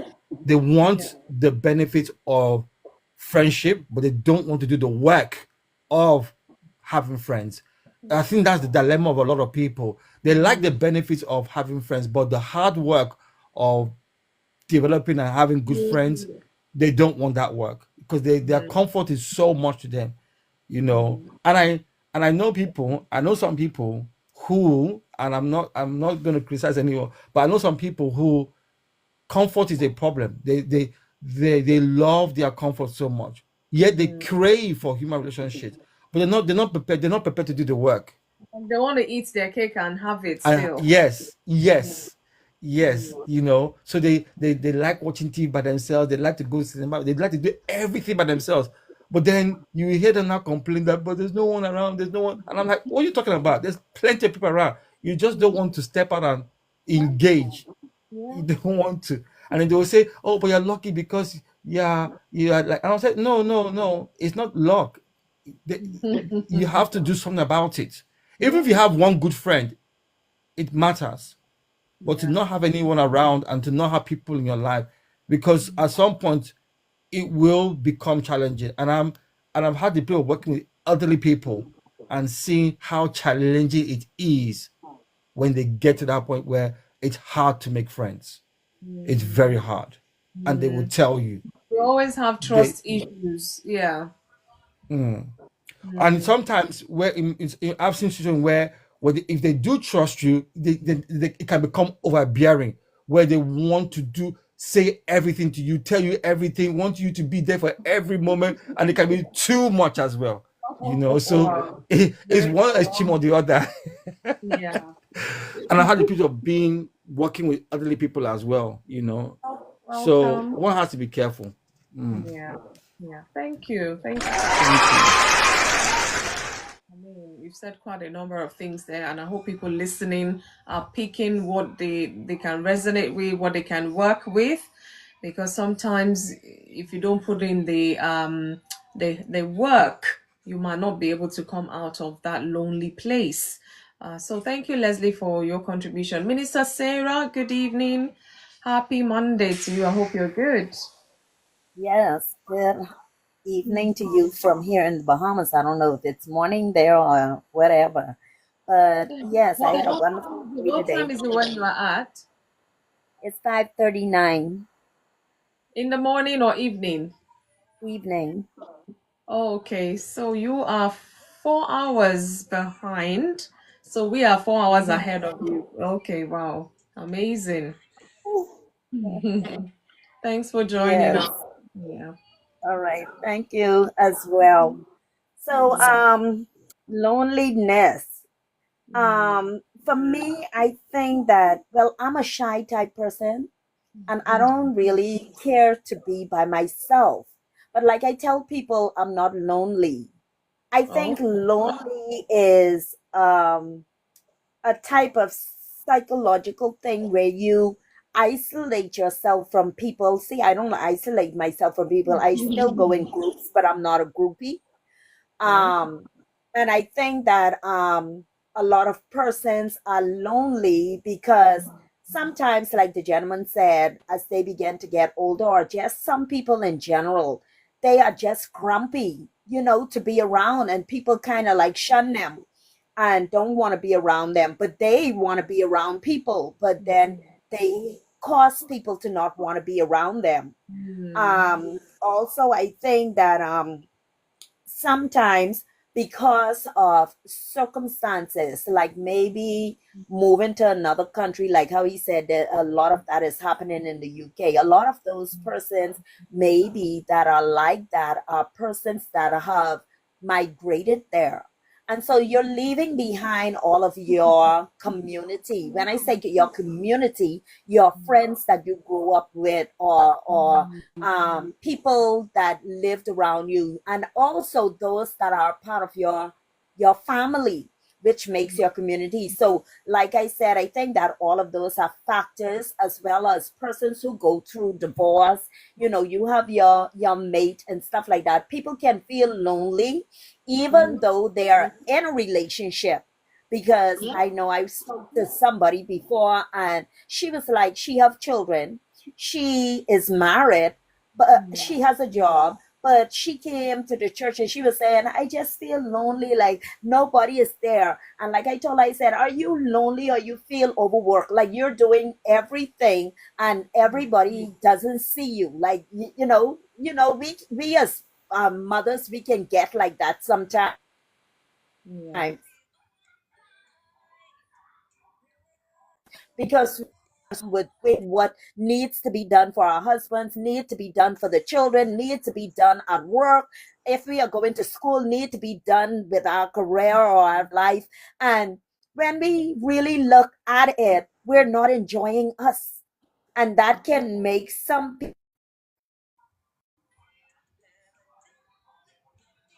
Oh, I think we're losing her. Was it my end? stuff like that. I also think that yes, persons can feel lonely when they are doing, like, maybe taking drugs, or having psychosis that can lead to that, because you're either inhaling something, some cannabis or something like that, because I find out that those people are the ones that have mental issues going on. And even though persons may be reaching out to them and telling them that they love them and that they are there for them, they still somehow feel like it's only them and whatever the demons are that they are dealing with. So there are different forms, I think, of that loneliness. But just looking at somebody and saying that you're lonely because you're a person that shy away from people, you're not a groupie. You do have friends, you do socialize with your family, but you're just not that type of person that is out there. You find your solace in meditating, or maybe reading a book, or some people are just, they're not really, like, people like to call me selfish because they want to be, probably want me to be in their cliques, but I'm just not like that. I would be there if I want to, or if I'm feeling like, okay, I need to go out today, or I want to go and go to a party or an event that is happening, but I have to feel driven. I'm not going to let anybody push me to do anything. So with that type of loneliness, that is something that persons put on people. Yeah. But like I said, they don't necessarily have to feel lonely, because I live here with my children. So my children are always around me. I work in a school, so people are always around me. I am in ministry, so when I go to church on the weekend, or whenever I go to any youth ministry or services, I'm around people. But it's just that I prefer to have my solitude, but it doesn't make me feel lonely. So that's my 5 cents, that, people can want their space, but that doesn't mean like they are lonely. But there are people that can have many people around them, and they feel that loneliness, that nobody sees them. They're invisible, and that is the thing that is unpleasant and emotionally, draining, and that can cause cancer and high blood pressure, believe it or not, because you're constantly in a state of worry and panic. You're in in the bondage of fear, and like you're I can imagine how I feel, because I've been divorced before, and I knew all the crying that I went through, all the praying that I went through, everything, because I thought that I couldn't make it on my own. I thought that my husband was like my world. But I had to build myself on the most holy faith, and know that, hey, Sarah, you need to pick yourself up out of this, and you need to push for these children. You need to get up, go out there and work, even though he told you, you must not work. But now is the time. There are seasons for everything. So you had your season of that time. Now this is your season to prove to yourself and to your children and the people around you that you're going to make it. Because if you go, who's going to take care of your children? What kind of state that you're going to leave them in? So that was my pick me upper, you know.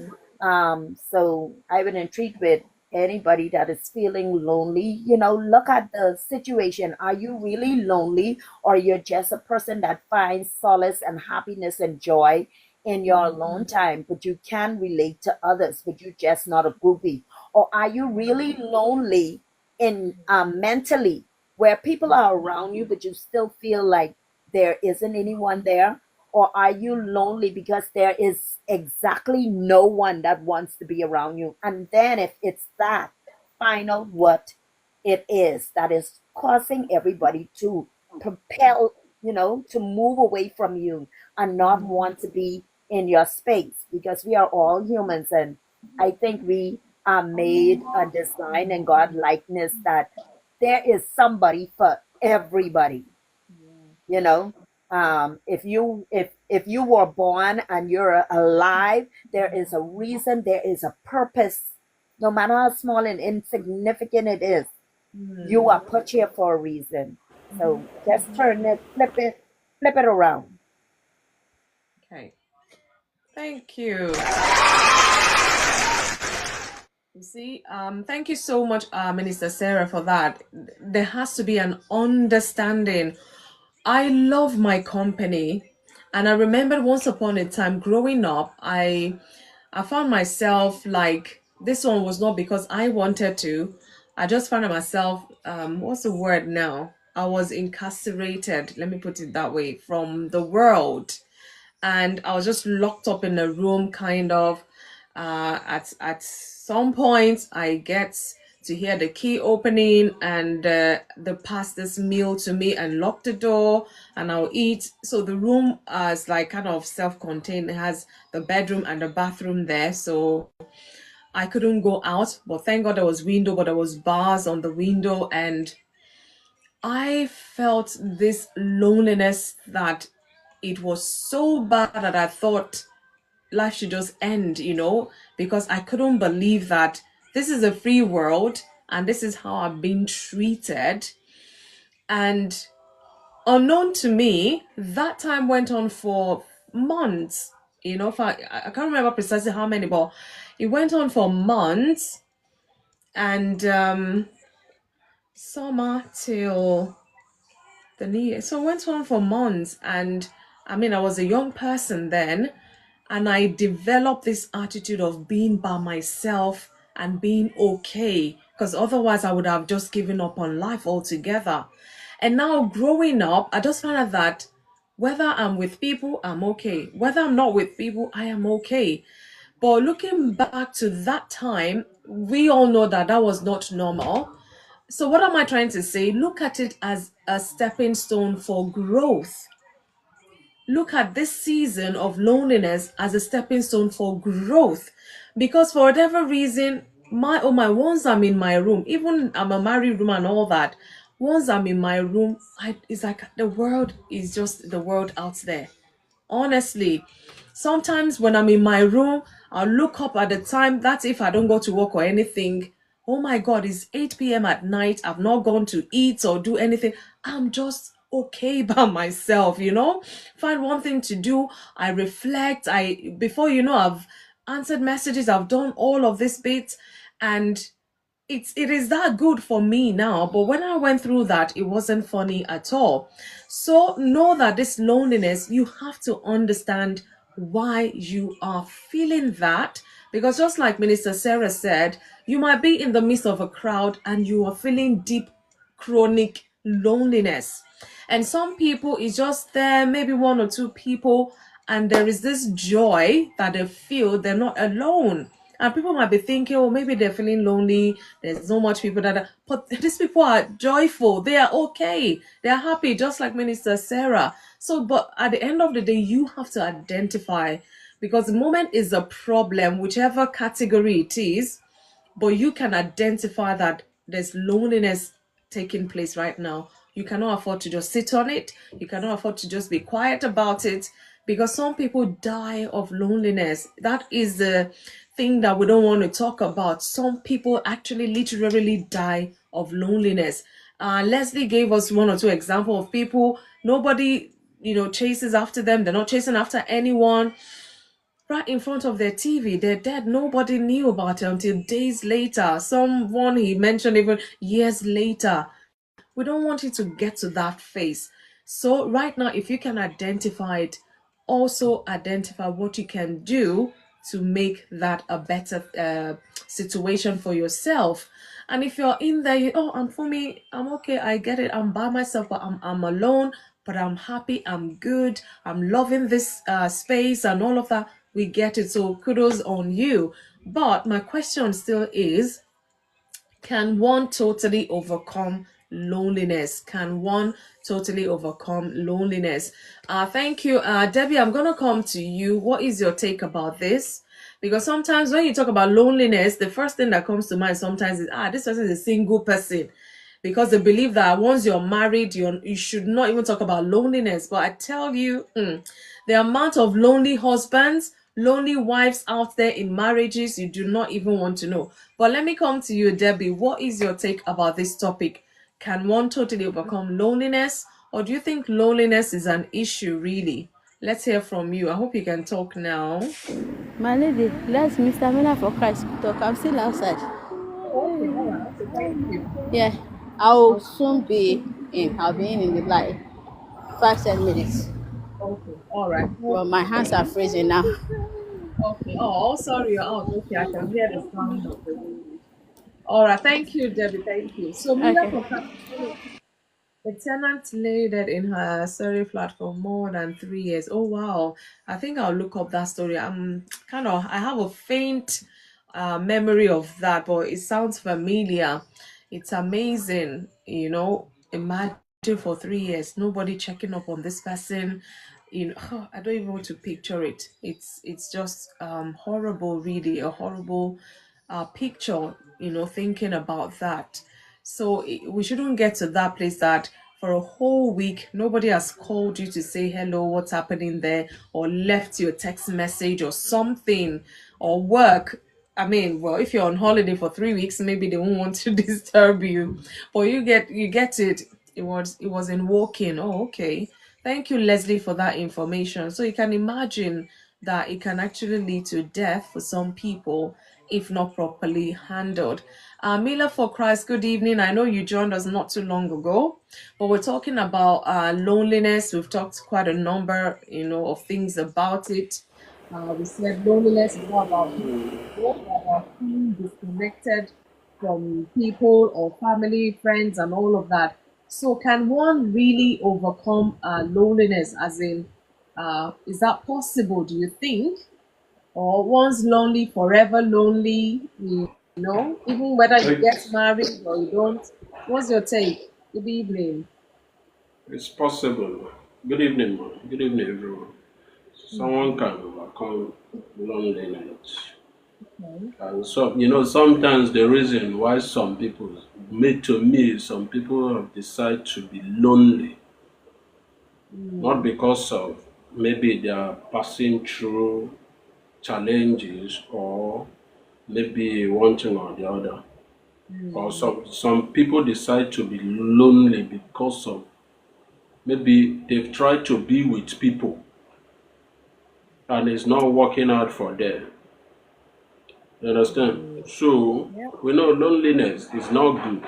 It's not that too good. It's something that can push someone to commit things they don't want to do. You understand? And you can only survive loneliness when you know that when your heart is free. When you're, to me, that's my own opinion. You can only survive is when your heart is free. Like sometimes on my own, I am on my own. What I sometimes if I'm alone or I feel sad, maybe something happened or whatever. The only thing that push me, I will start listening to Christian music or pick my Bible and read. You understand? Or watch some funny things that will make me overlook, to forget about that I am lonely. But there are some people who decide to be lonely because of what people have done to them. Okay. Yeah, some people again, they can be in the midst of people, but they are still lonely. They are still lonely, thinking of maybe what has happened to them years back or whatever. And you're talking to them, they are with you, they are with you, you are in the midst of so many people, and they are talking to you. You didn't hear except someone touched you. That is when you come back to your maybe they come back to their self and say they pretend as nothing happened. That is when sometimes you see some people take that step of hurting themselves.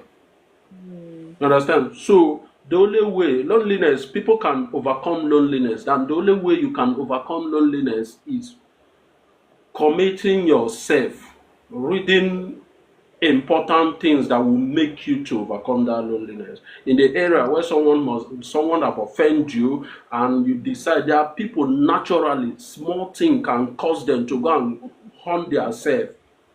themselves. Small thing they never expect, and sometimes it comes from people that they never expect that this person will do this kind of thing to me.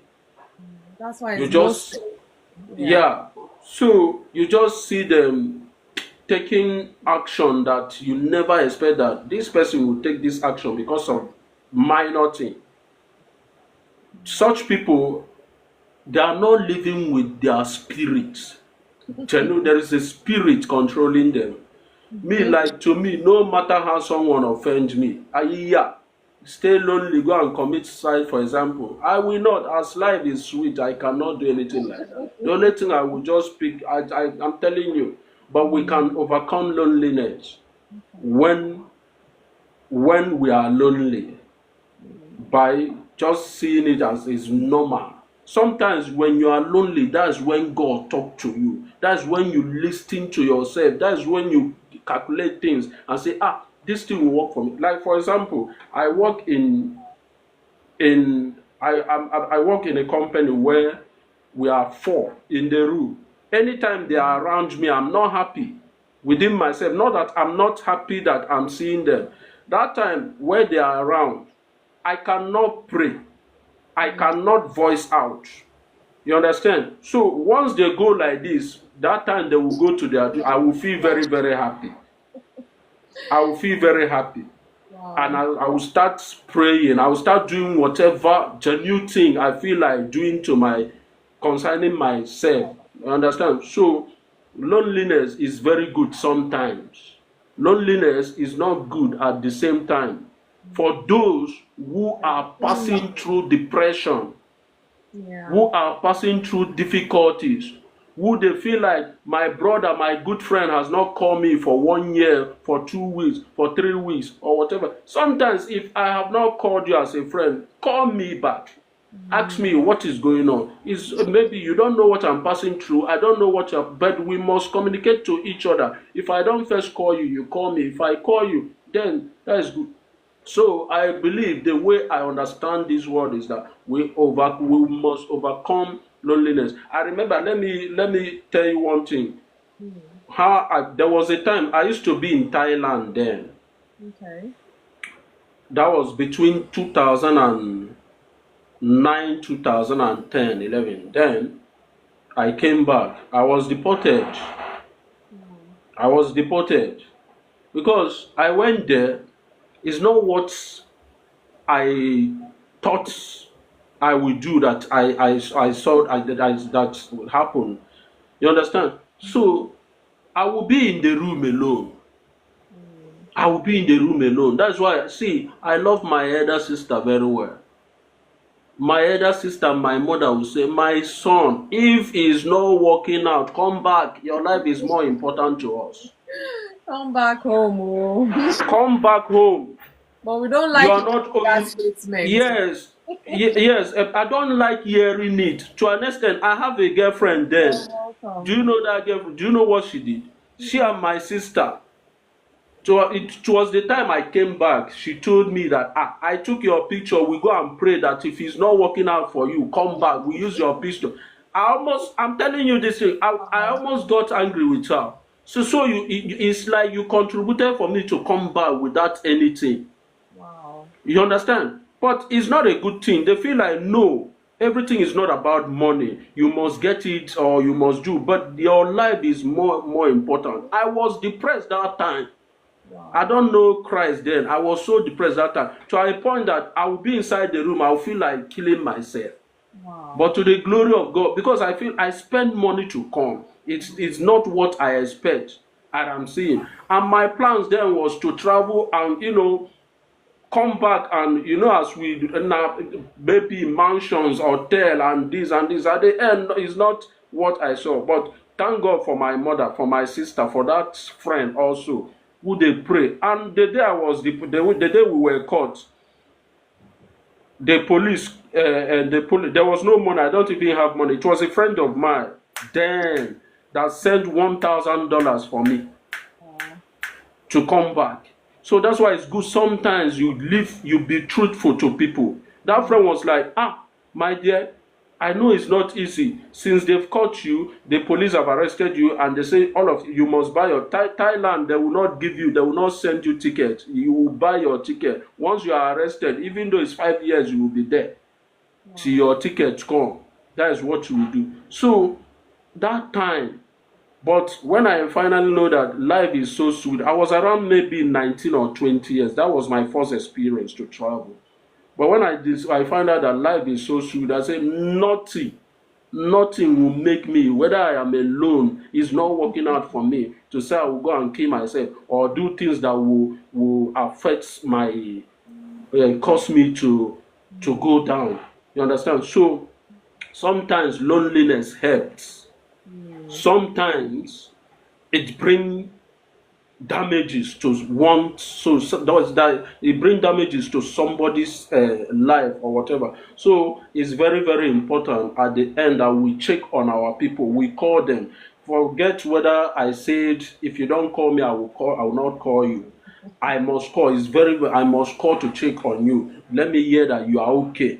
So it's very, very important. We can overcome loneliness, and at the same time, it's good to be lonely sometimes, so that to have a routine, to know what God is saying about you, to hear from God and know how to move about your life.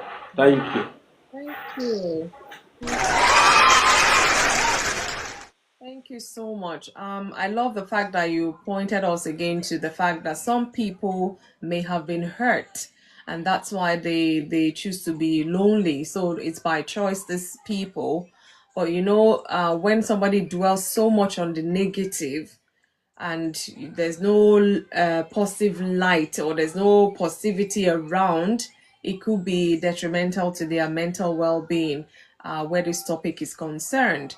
Because like you said, there has to be that balance. There's always a thin line, and if it tilts too much to the right, it will be dangerous. If it tilts too much to the left, it could be dangerous as well. So there has to be a balance. There's a time to stay away from people, and there's a time to be with people. I know it sounds seasonal. And also, one point when Mila was talking, for some people, situational, like I mentioned as well when I was giving the talk, it could be that you have your partner, you have your children around and all of that. Some people, they lose their partner, and they find the children are still around, but they just feel this loneliness, and it's beyond them. And if care is not taken, it leads to like deep depression, and it can lead to some other health issues as well. So what are we trying to say here? Loneliness, it's really in itself is not a bad thing, but it's how you are feeling that will let you know, is it bad now, I need to address it, or is it good loneliness, if you get me? Because some people are alone by themselves, and trust me, they are on top gear concerning their lives, concerning their purpose, goals, their achievements and things. And such people, they might not function well when there's so many people around them. They feel so disorganized. They feel like what's happening, and before you know, they feel like they are overwhelmed by life. So these things are a bit tricky. So it's not like there's one situation peculiar to everybody as such. But the bottom line is for you to be able to identify your loneliness. Is it a healthy one, or is it not so healthy one, so that you can address it and do the right thing? If you have to make changes, it may have to be intentional. Sometimes people struggle to connect to other people, so they're struggling with that loneliness. And sometimes you may have to find someone to talk about whatever has traumatized you, that have led you to decide to be in that state of mind, or to be in that state. So you may have to talk about it, so that you find yourself still in a better place. So thank you so much. I don't know if Debbie is ready to talk, but if not, let's see if there's anyone there I can bring up. Okay, Kenneth, I see you've been there. Maybe you can't talk where you are, but thank you so much for all the likes. I see he's been, pressing and tapping away. Thank you so much. And for all the gifters, thank you so much. I really appreciate everyone. So whilst I wait for Debbie, I don't know if she's ready or not, I could just bring the puzzle so that we can relax a bit before we are beginning to round up. It's a Monday. I mean, I think we've done quite enough justice to it. And I do appreciate the fact that it's always... Debbie is here now. She said I am here. Okay, you are. So, what do I do? Because you'll be the last person for now who will speak. Do we want the puzzle or not? Maybe I should save it for next week. I don't have to say it today, because there's no chance whether anybody will get it. I don't know. Maybe I'll let Debbie speak. I'll let you speak. Maybe I'll bring the puzzle back next week. So far so good. We're good. Everybody's good in the box. So it's intense, but not too intense for us to not handle it. So Debbie, please, let's hear you. This talk about loneliness. in your community, do you think is a problem? Has it been addressed publicly or not? Is there even any awareness about loneliness and what people can do to engage, to connect so that they don't feel this loneliness we're talking about? So, Debbie, please, the floor is yours. I hope you're home. Everybody, Hello, once again. 1 second, please. Yeah. Nobleman, I see you. Thanks for joining us. Let's see if they're there, if I want to come up. And while she's getting sorted out, Good evening, Debbie, or Network is good a evening. Okay. good evening, Mr. President General of Elder. Good evening, Mr. Miller for Christ. Good evening, Minister Sarah. Good evening, my lady. Good evening, my dear sister. God bless you. Okay, so when it comes to issue of loneliness, you said, can loneliness be Totally overcome. erased forever? Is that what? Yeah, well, I can think one that's a totally choice. overcome I think that's a choice. it? If you decide to overcome it, you can overcome it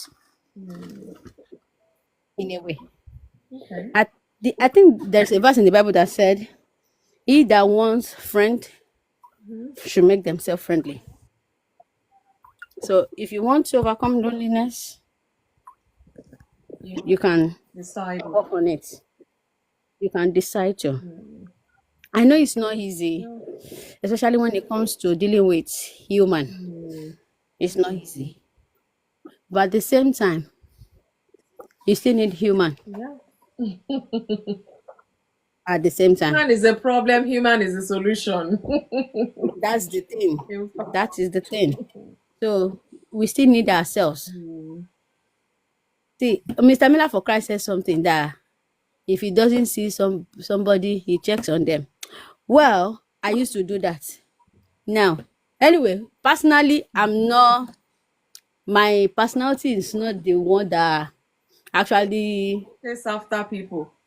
nah, I don't know. I'm not a people person like that. I can be, if me and Nadessa work together, we can be in the same space and I won't talk to her. Not because we are fighting, not because of anything. Once I put my headphone on, Of your own. I play my worship. I can be, I would have been in different continents where I'm sitting and I'm fine. I can sing a whole hymn, a whole song, a whole album on my head and be there. I'm fine.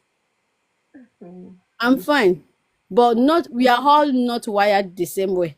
Yeah. Yeah. We are all not wired the same way. So regardless that's my personality does not mean I still don't make efforts to be with people that wants to be with me. So what I did agree with that Mr. Miller for Christ said is, if you don't check on me, I will check on you. Sorry. If you don't check on me means you don't want me in your space. Out of sight is out of mind, though. Yeah, I know. But still, if I okay, relationship is two ways. I can't always be the one to pull. If it's one-sided, it might not last. It will not last. It's not, it might not. It will not last. Let's call it what it is. Well, So if I check on you today, I message you tomorrow, I message you next tomorrow, you don't do the same thing, I'll leave you. That means that is not your own way of relationship. I'll do relationship the way you want the relationship done. See, I used to, few years ago, every month I send broadcast message to all my contacts. But there was a time I couldn't send the broadcast message. I realized that only 3 people say Happy New Month to me. I did that intentionally one time. My God, I was disappointed. Do you understand? Now I cut my broadcast. I remove. In fact, I cancel the broadcast list and I selectively send New Month message to people. Even after that, I've even slimlined it. Because at the end of the day, it's not because you are not doing the right thing. It's just that you realize that it's not like the people that respond to that message is because you said hello. They would have never. On their own. Yeah, that's They what would I've have. noticed. So what kind of relationship are we doing? Imagine, sorry to cut you. Imagine, like I said, 500 least is 500. I'll send those happy new months to. So that month, I designed my thing, but I kept it. I said, let's even see. Today is first. Do you know that of all of them, and I'm not exaggerating, only one person reached out by the second day to say, I was waiting for your happy new month message. I said, wow, See, my lady, nothing from anybody. I have even grown to the extent that if my birthday is January, if I used to greet you on your birthday before, now if my birthday is in my family, let me use my own family as an example now. My birthday is the first that comes in every year. I'm the first person. Now, if you greet me at 12 p.m., I'll greet you at 12 p.m. on your birthday. Really? Yes, before I will be the first Yeah, person to yeah, greet yeah, yeah. everybody. In I fact, know, I know it sounds somehow. I know it sounds somehow, but until you start giving people the kind of relationship they extend to you, they DJ, won't I hear you. understand. You can't just be going around the circle, be the one to no, you are not Jesus Christ. I'm not El Shaddai. Else Two you years, shall die. 2 years ago, my siblings, one greeted me at 2 p.m. One greeted me in the evening of my birthday. I said, okay. On their own birthday, I greeted them on this. I checked the time, and the one that sent me, what do they call it? Emojis, as you know, all this. Don't do that to me. I said I did the same thing, but not because I want to pay the same. It's just for you to see to feel how I feel when you did it. Wow. It's just that it's just for me. That is just me saying, oh, understanding your own language of love. That's how you do your love. Now, the last time we spoke, we were like, oh, you didn't even remember to greet me for my. I said, no, you posted me on your status for the world to greet me, and I did the same thing. She said, but normally you would have prayed for me at 12. You don't like that kind of love. That's why I don't do it. I don't like disrespecting elders. My lady, they changed. This year, I can't believe it. The way they changed. And I'm the youngest amongst them. The way they all changed. This year, they greeted me 12 a.m., 2 a.m., 3 a.m. I'm like, wow. Wow, wow, wow. But that is me telling them, if you give me A, I will give you A. It's not because I want to pay back. It's not because I want to revenge. It's just me reintroducing myself. If we are this is how we want the relationship. I want my relationship done.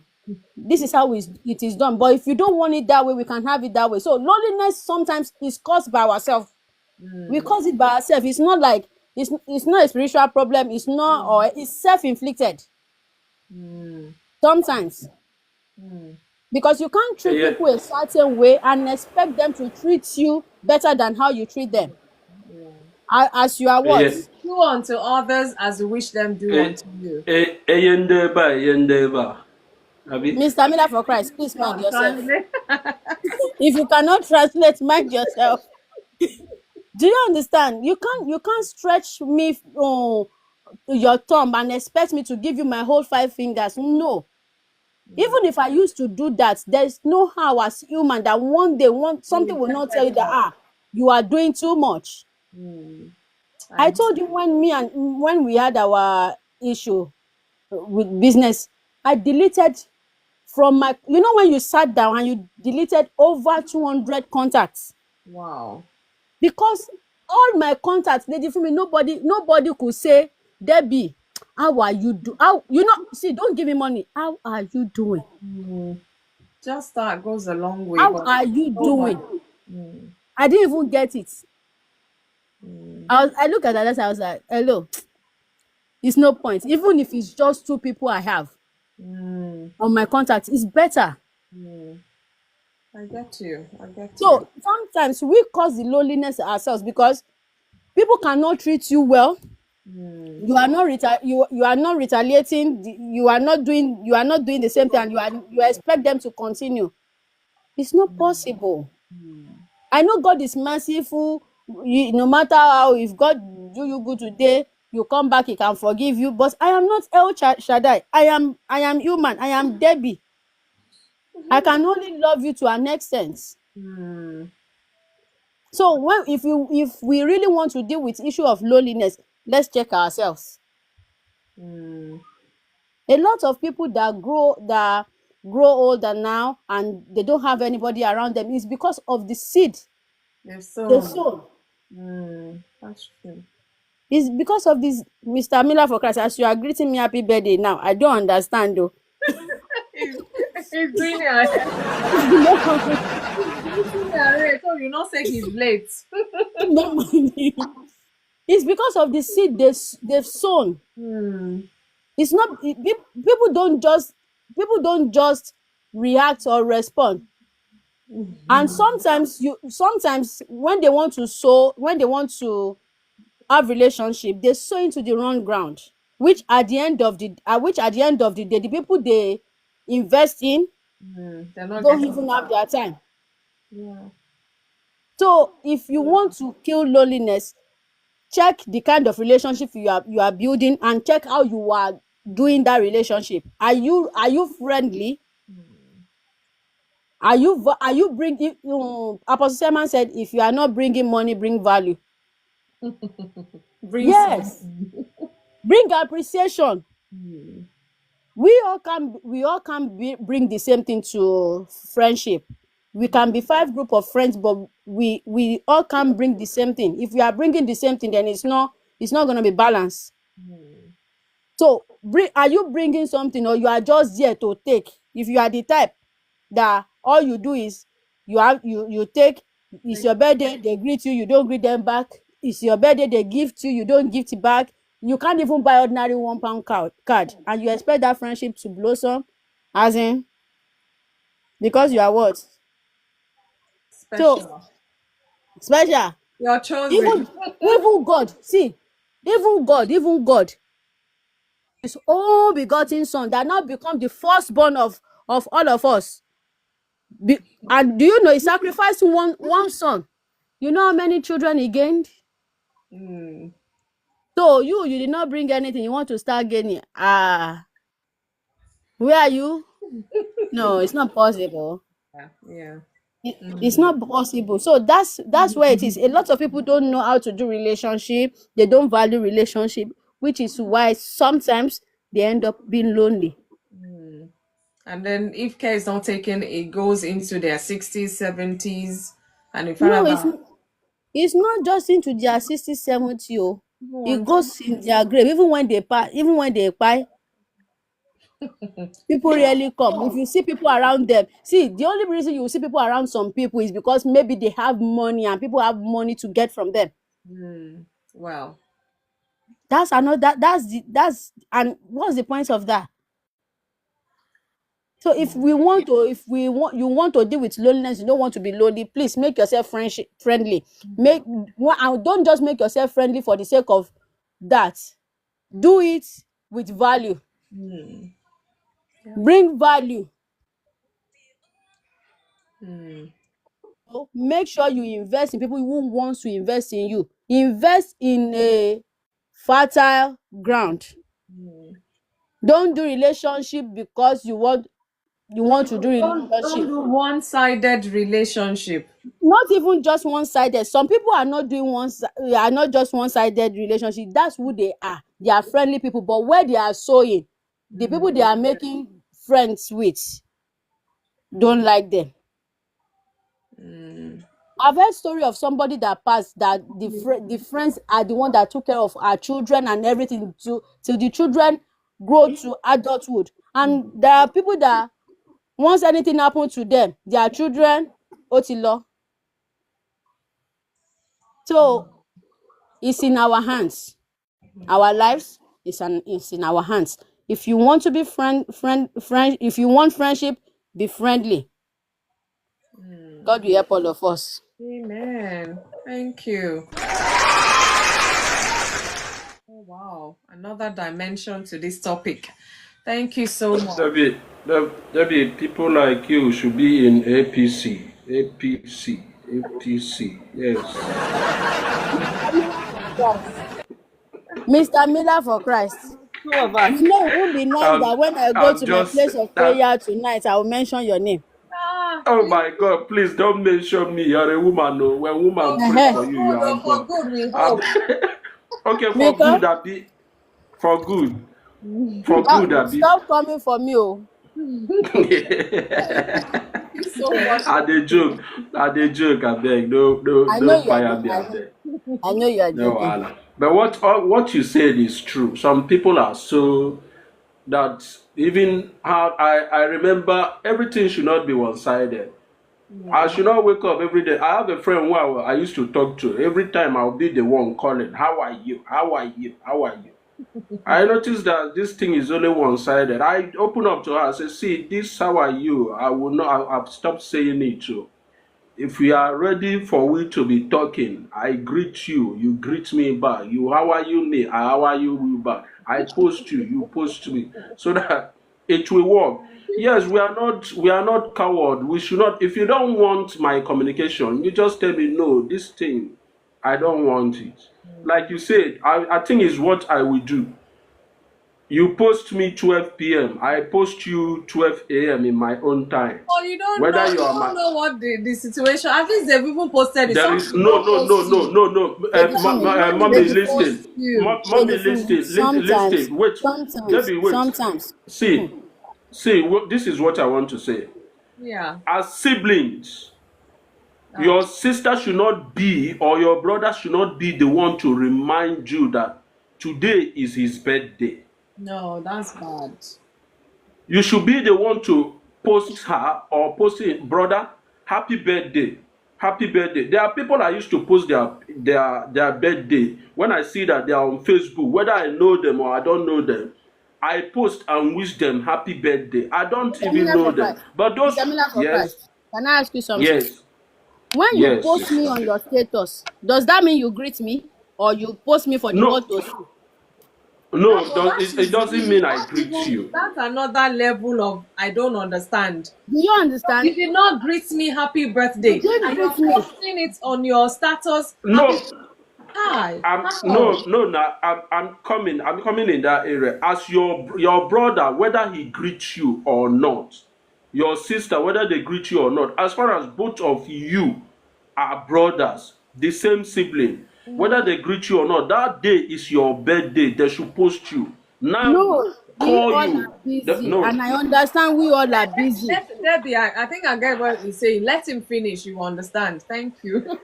Okay, thank you. So they can post you just to surprise you. Then now call you, sister, happy birthday. You will now go, maybe if you are going through their status, you now see that they posted you. It brings happiness to you. I get it. It will make that person feel happy and say, my brother or my sister remembers me.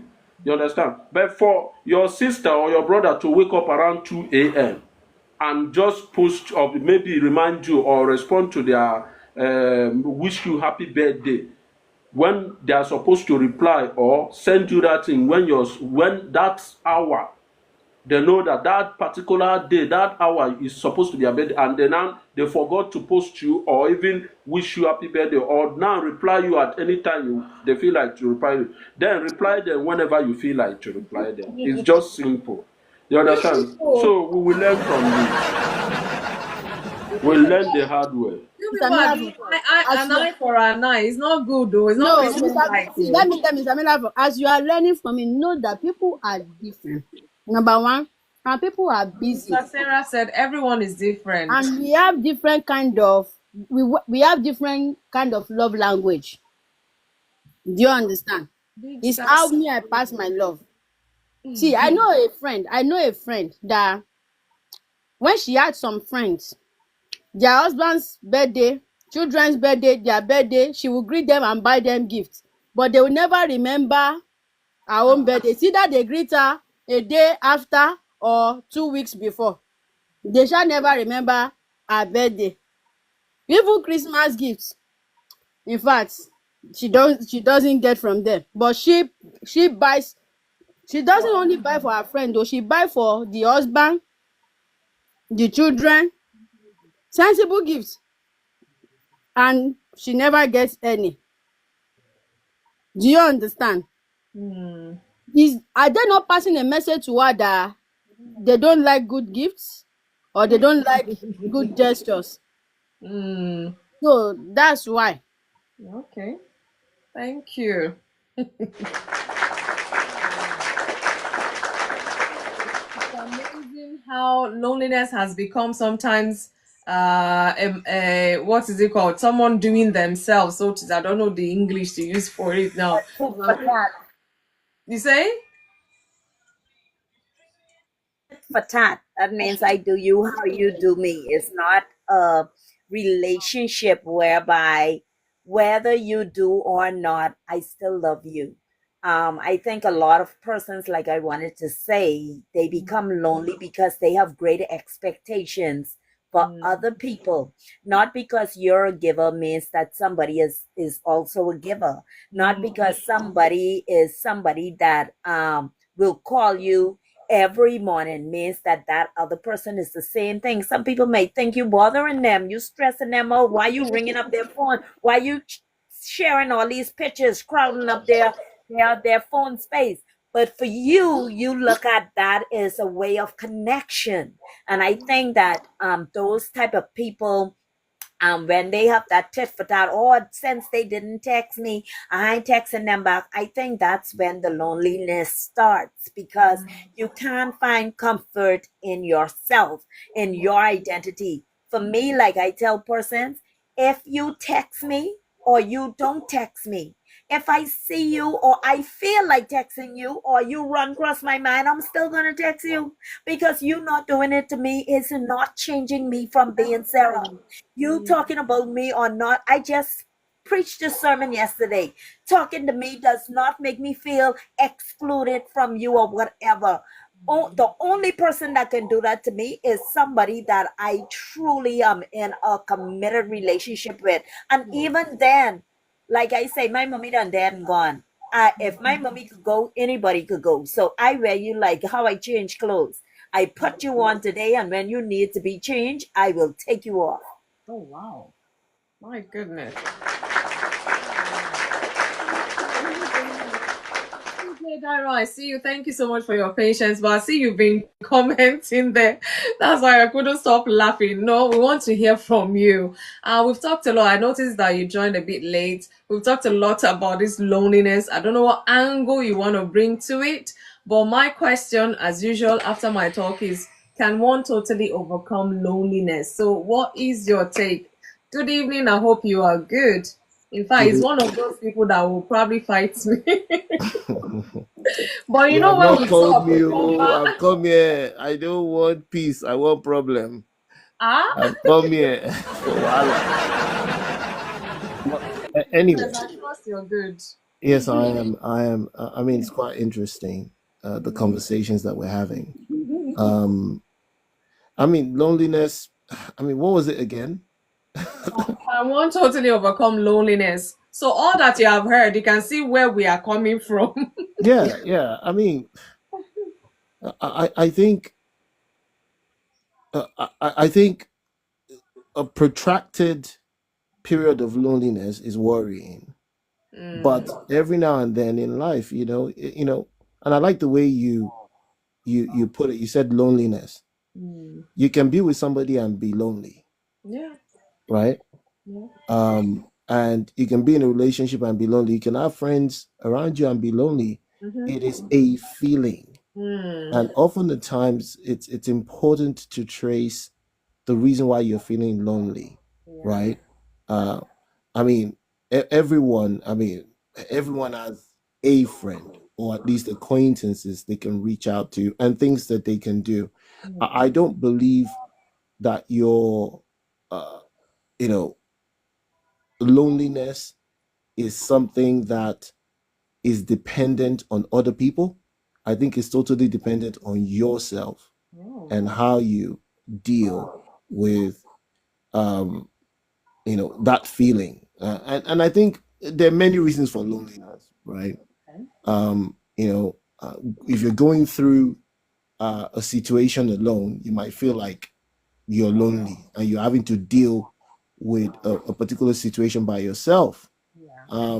I personally, um, I mean, just going by what people have said, if like Minister Sarah, um, if people call me or they don't call me, honestly, it doesn't bother me. Somebody might not call me for a year. If you come to Praise my mind, God. I'll give you a call. I'll give you a call to check on you. And often at times, I find that when I pick up the phone to call someone and they come to my mind, every time I call them, Mm. it's always timely, Mm. right? Maybe they're going through something that they want to talk about. They might not have called me for a year, but when I call them and I'm talking to them, um, they're like, "Oh, I needed to hear that. I Mm. needed to hear that. I needed to hear that." If we're Christians and we're being led by the Holy Spirit as well, there's so much that we can do that we don't need to feel lonely. But am I saying that we should be alone and we should, sort of separate ourselves? That's not what I'm saying. I'm just saying that there's just so much, even if it's fellowshipping with God, there's so much. God is always there. The Bible says He's ever present help in times of need. He's always around us. So the loneliness thing often at times comes from circumstances that sort of express themselves in feelings that make us feel that we are alone. And like I said, if people don't call you, call them. And if give people a call. You never know what God wants to use you for. Um, and it's more blessed to give than to receive. You never just know how much it will mean to somebody for you to just pick up the phone and call. Am I saying that you don't deserve to be called as well? No, that's not what I'm saying.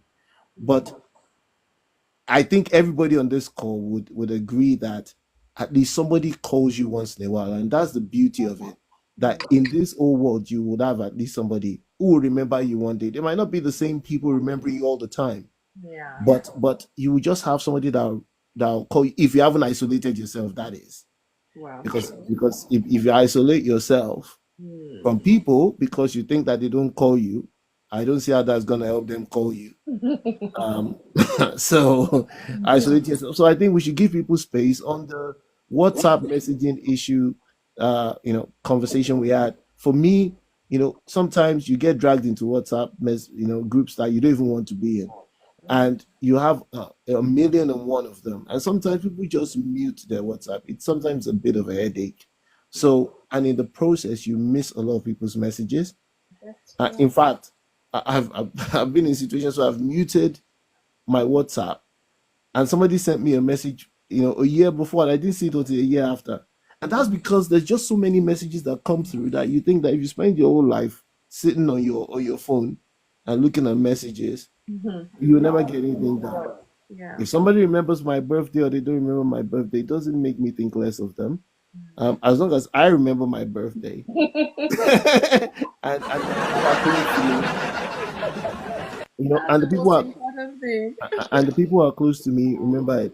I admit that yes, relationships involves two people. You cannot have a relationship with a single person, but relationships also come in different forms and different levels, right? But in whatever level you are in a relationship, if it is not uncommon to expect reciprocity in a relationship, but it cannot be the basis of the relationship, right? Love should be given. Of course, it should be expected, but when it's not even reciprocated, you should give it because you care. I think about sometimes, for those who are parents, that sometimes the kind of love that parents show towards their children, if you're waiting for reciprocity in that kind of relationship, you may never fully get it. The scales may never balance out, Yeah. right? Um, and just like the way we can never balance out the skills our parents and the sacrifices they made for us. So I just believe that we should give to people what we can. By all means, surround ourselves with people who do care, you know, about us. But even those people can fail you sometimes because we're human beings, and people go through challenges, different challenges, and they have different coping mechanisms. So their own coping mechanism might be okay. They don't want to talk to you for a while, not because you've done anything wrong, but they're trying to That's cope where with they their are own. at. They're doing life like you're doing life. Um, and so let's just give people a long rope. That's my take on it. No, thank you. You know, I remembered, I think it was after COVID, I think. There was this person, I've always seen here and there, here and there. We'll talk, hi, hi, how's your family, and all. So one time, we've done that hi, hi for like couple of years, and then one time we just bumped into each other and we're like, come to think of it, like joke, I've known you for 2 years. And I said, okay, let's go for coffee. And this person approached me first, and I was like, because it's so rare for somebody to approach me to say, I'm a bit wary. Let me confess, because I'm like, I'm always one doing that, so I really do not expect it back from people. So when it happens, it kind of takes me aback, like, is this person for real? So I'm like, maybe I have trust issues, I don't know, maybe. So this person said that, and because I've always known them, so to say, I'm like, okay, yeah, why not? Okay, so what day is okay by you? Da da da. Oh, we try to fix a date. Okay, I'm working this, da da da.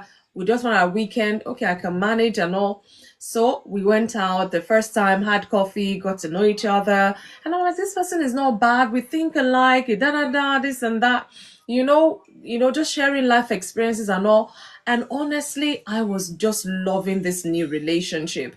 And then we went out again one time, and then at some point, is either it grows deeper or it's just on the surface, and then you know that this one is just surface friendship.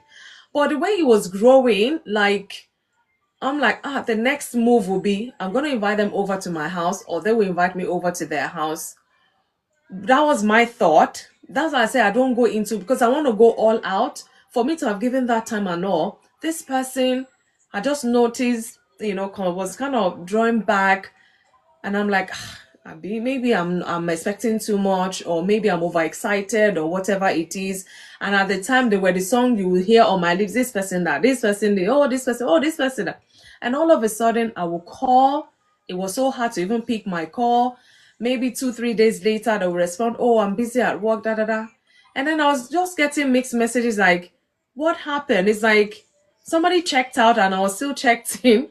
It was just too much. And all of a sudden, I'm like, maybe we shouldn't even have pushed it. Our high lasted 2 years. Everybody was okay. Now we want to take it further. In fact, it didn't last 6 months, and it just fizzled out.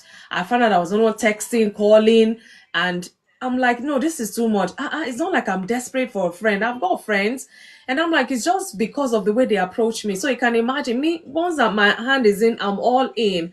But after I just found out what's happening here, I had to tell myself, for me, just count it as one of those experience. Just let it go. I'm like, just like that, oh, but I like them, da, da, da. I just let it go. And I thought this person would come back to say, oh, what's happened? I didn't hear from you. Nothing till as I'm speaking with you now. This is almost 1.5 years on. Nothing. And I'm like, my goodness. So you can imagine sometimes, imagine me just say, these people, they, and another person approaches me, I'll just say, no, no, no, please, this our hello, hi is okay. But no, we'll grow, move out of it, and you never can tell. The person might even chase away, might not end up being the one that will last with you, so to say.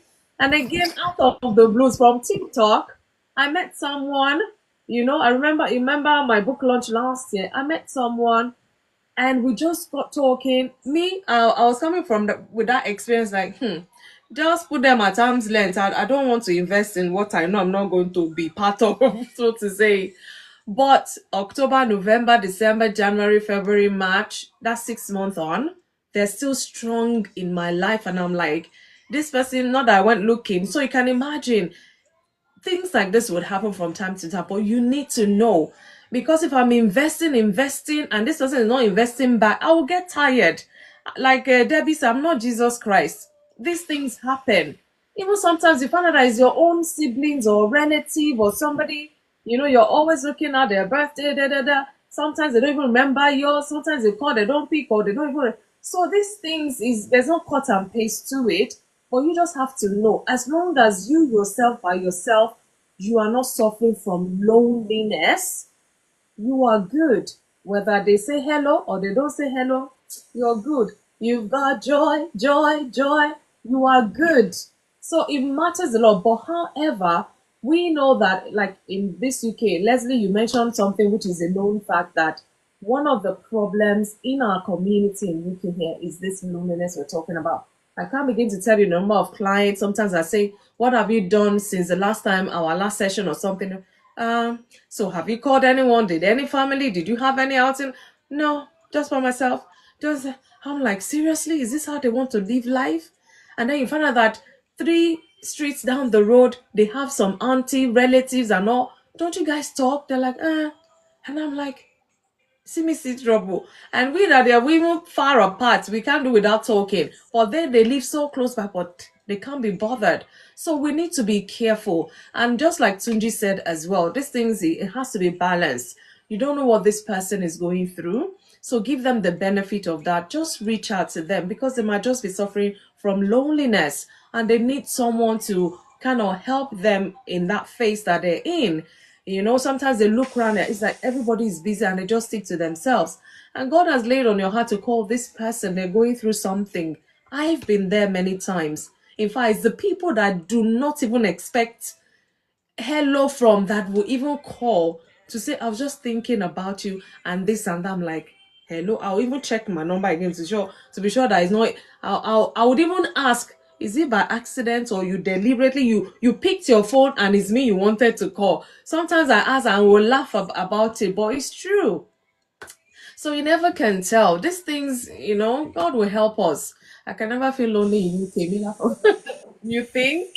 There's so many lonely people here in UK for whatever reason. It's funny, but it is true. And some, after a while, they go into depression. And then when they eventually reach out to the doctors, they can't even say, because it's been there for so long, they don't know how they got there. And that's what we're saying, that let's not get to that place where you're so depressed, or you're even thinking of ending it altogether, or whatever it is. No, it's not a healthy place to be. So thank you all for your contribution. I don't know, Debbie, you wanted to say something? Yeah, I was gonna say something. You see, checking on people generally is normal. It's nothing. That's not a problem. Okay. But I'm talking about people that you've invested in, relationship that you've invested in, and it has remained the same pattern where you are the only one sowing. Except we want to lie to ourselves. No Frustration. matter how spiritual you are, no matter how close you are, how much of a Bible you read, as long as you have invested in those people and they are in your close proximity, there is no how you won't feel tired. There's no how you won't feel used. There's no how. There's no how. And if you still want the relationship to continue, it's better you set it right. So when I say they didn't message, they message me at 12 p.m. for my birthday, I message them at 12 p.m. It doesn't mean that I don't love them. It doesn't mean I didn't wake up to pray for them. It doesn't mean I don't fast because of their lives. Did they not change? Yes, they did. The ones that still want the relationship. But if you keep quiet and let people be who they are, and you continue that way, you realize that it's not because see, if you check on them and something is wrong, it's a different case. These are people that I know they are fine. So it's just that's their way they want their friendship or their relationship done. But you don't. I realize I didn't get the message for a long time that they don't want the kind of love I am showing them. Love your neighbor as yourself. That's what my Bible said. It didn't say love your neighbor more than yourself. No. So checking on people, you cross my mind, I check on you, it's not a problem. But if I'm the only one that checks on you, and we've had this relationship for over 10 years, more than 5 years, and you remain the same. Wow. So I think that will come to a point where you would have to talk with them, because if you've started that relationship 1 year, 2 years, 3 years, and you're always the one doing this, that means you're okay with them not doing it. So what has changed? Because they will think what has changed all of a sudden. That's the thing. That's where we have to talk about it. I And agree. when we done talking about it, you realize that sometimes they really don't want to be your friends. So we just fizzled out naturally because Some Minister Sarah, sometimes it's not expectation, no. they're not ready to No, see what you have uh, uh, gotten. Can I say It's something? it's And see really this. not expectation. We are all human. If you invest in your children and they grow up not reciprocating goodness to you, are you saying to me you won't feel somehow? Yeah, you will. I will feel somehow, but I will If you allow invest in them a because marriage, in a man, on a anything, woman, or and they didn't anything, reciprocate your goodness, will you feel somehow? anything. And maybe because I have had it happen to me over and over that it doesn't bother me because You've what gone I think through. I know someone in my family that feels disheartened when she does things for people.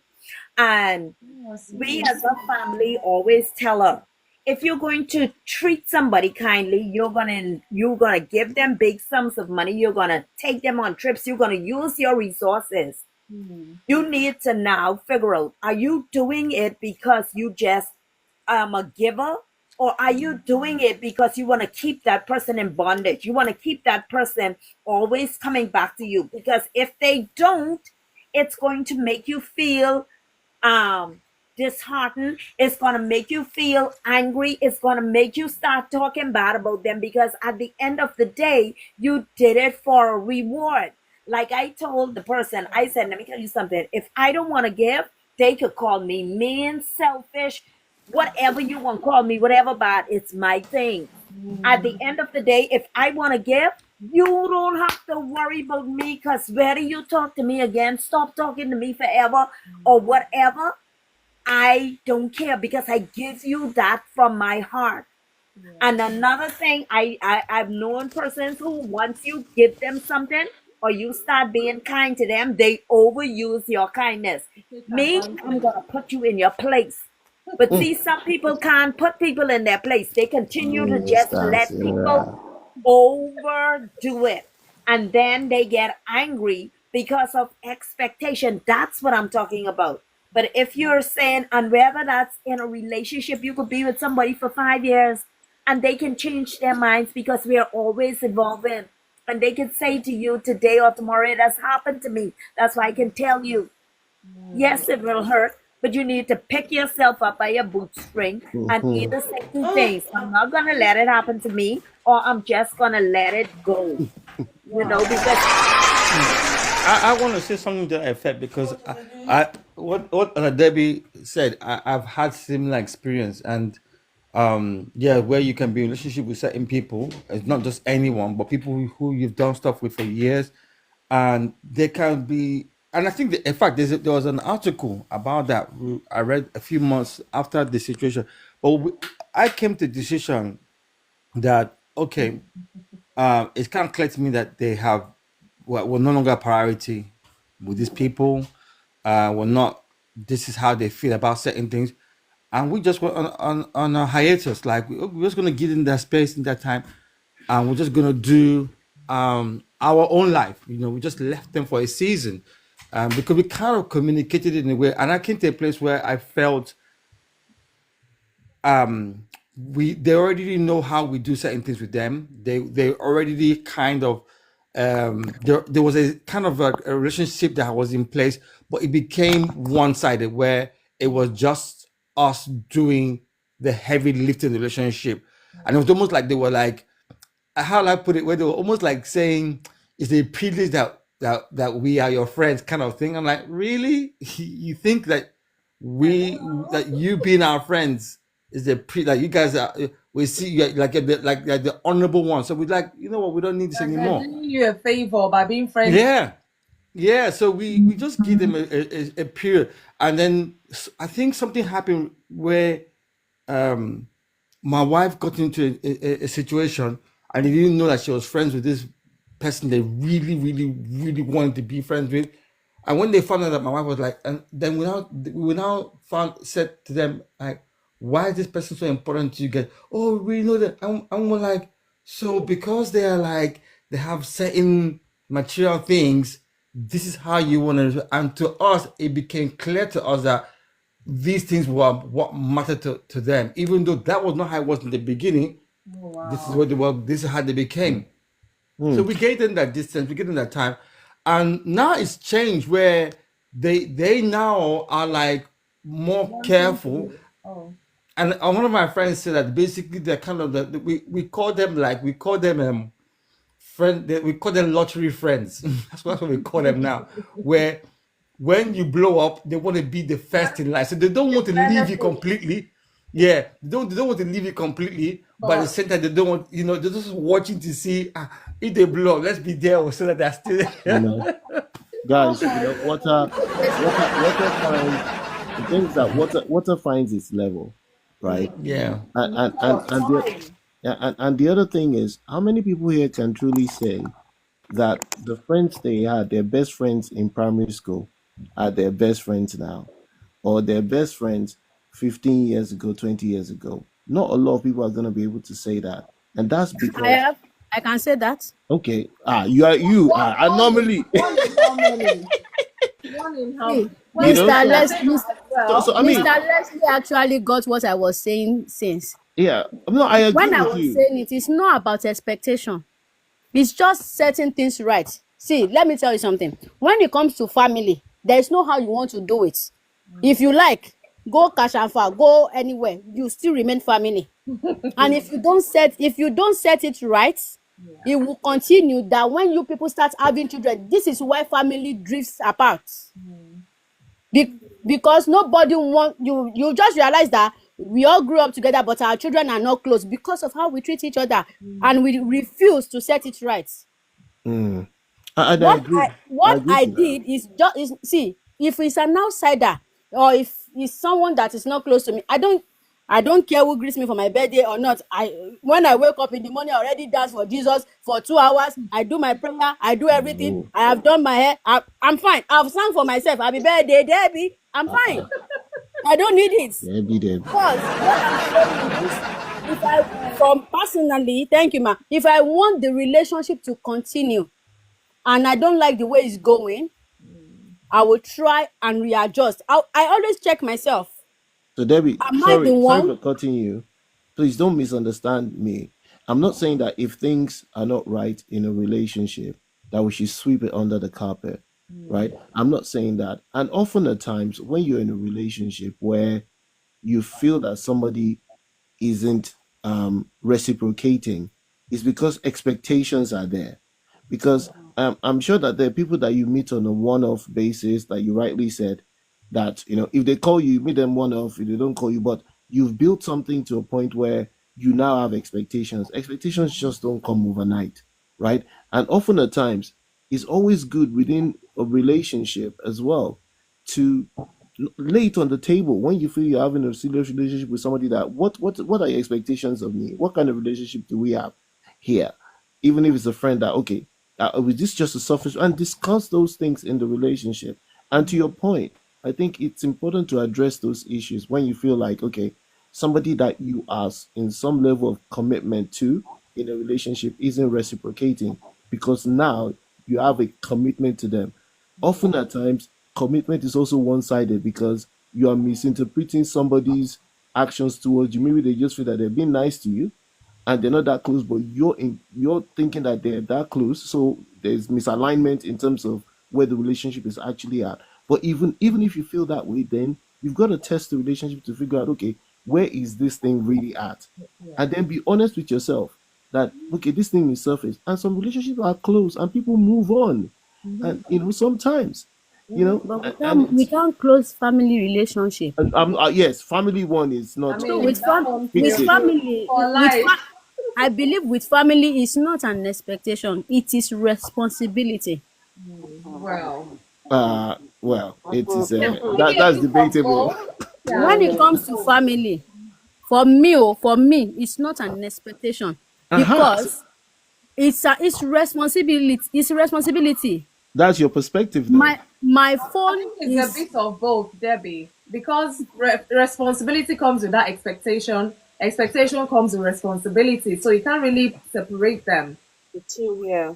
It's a okay. perspective. I think anyway, that's my take on that because they are kind of intertwined, whether family or stranger or whoever, it comes, in alignment. And if one is not sorted, it will affect the other one, so to say. So that's just how I see it, especially family. You say you're the youngest, your responsibility, I mean, they are supposed to be responsible for you, so to say. And if it's the other way around, you can see that means you have an expectation of them, and they're not meeting up, They regardless are of they where are you are responsible from. for me. Oh. If I call home now that I need Gary, the five of them will eat head together and the Yes, Gary will get to me. that's a responsibility. But you just told us something you had to address, and you would That's why you would well, think and that I understand. such thing that you had to address with them, you would have addressed that with a stranger, not with family. But it is what it is. It is what it is. So thank you. Let me quickly come to Olubumi James. If it's somebody that I'm thinking it is, good evening and welcome to Insight. Good evening. How are you? Sis, Can you is hear that, is me? that you?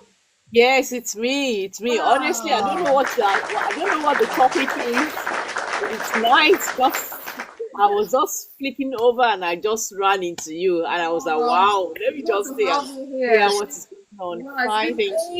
ages, quite an age. Oh my goodness. How are you? Yeah, How's the family? we're all fine, and yours? Oh, we bless God. Everyone is good. Thank Thank God. Thank God. Wow. The topic really is loneliness, and on Insight, I always give a talk just to try to expand the topic so that we can have some sort of focus when we're discussing it.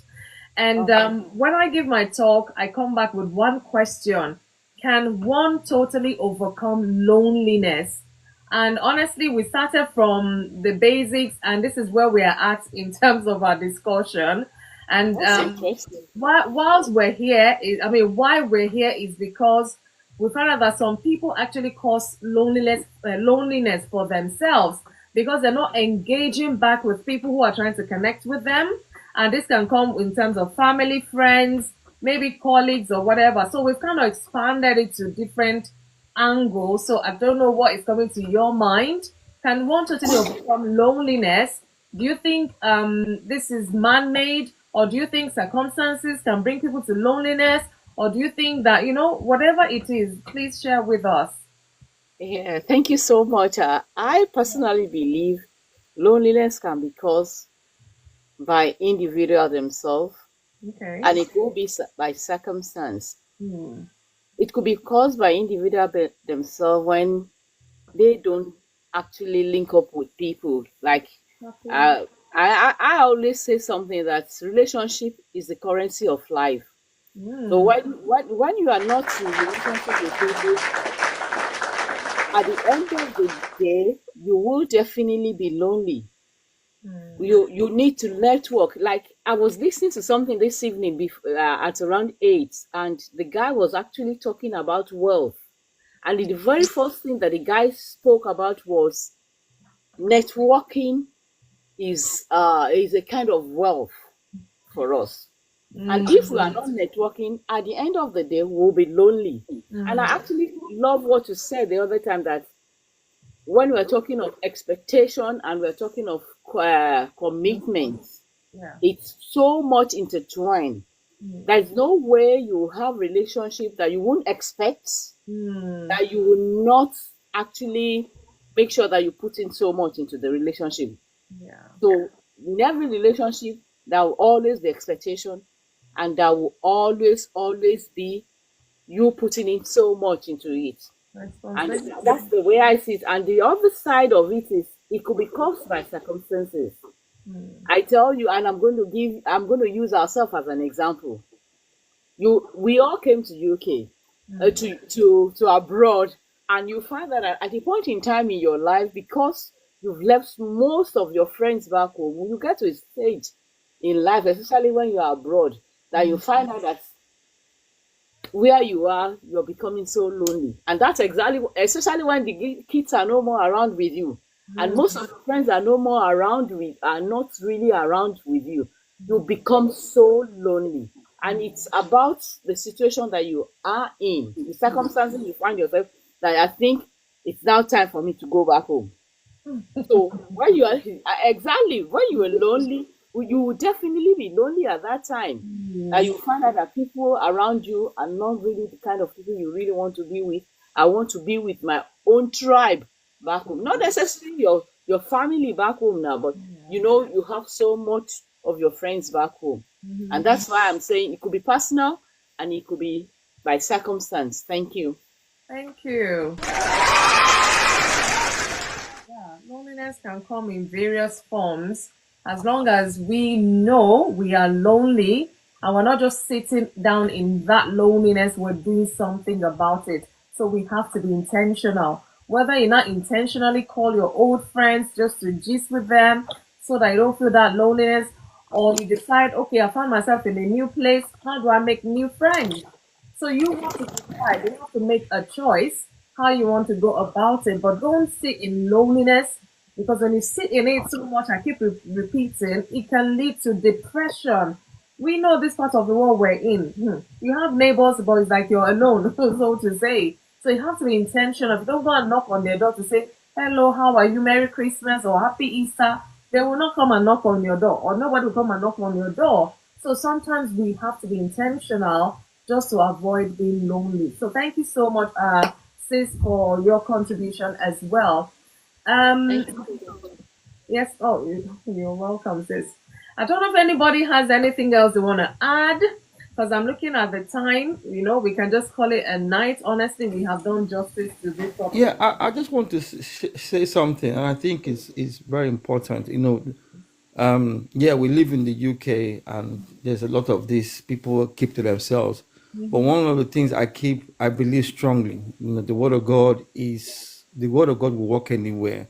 It's just how we apply it and what we do with it. One of the things I've noticed is that there is a growing sense of people beginning to know that they recognize the need to community, and where the family structure unity has not been as strong as it should be, by the grace of God, through the church and through community groups, whether it's similar interests or sport, communities are formed and fostered, So you tend to see where, like, people who are, whether they're doing like a sport like football or swimming or any of these things, they begin to form sort of community, and through their coaches, they foster another level of interaction. So I think it's important that we recognize that even for those who are not married, especially in our who are singles, you Yeah. can still have community. You can still be part of something.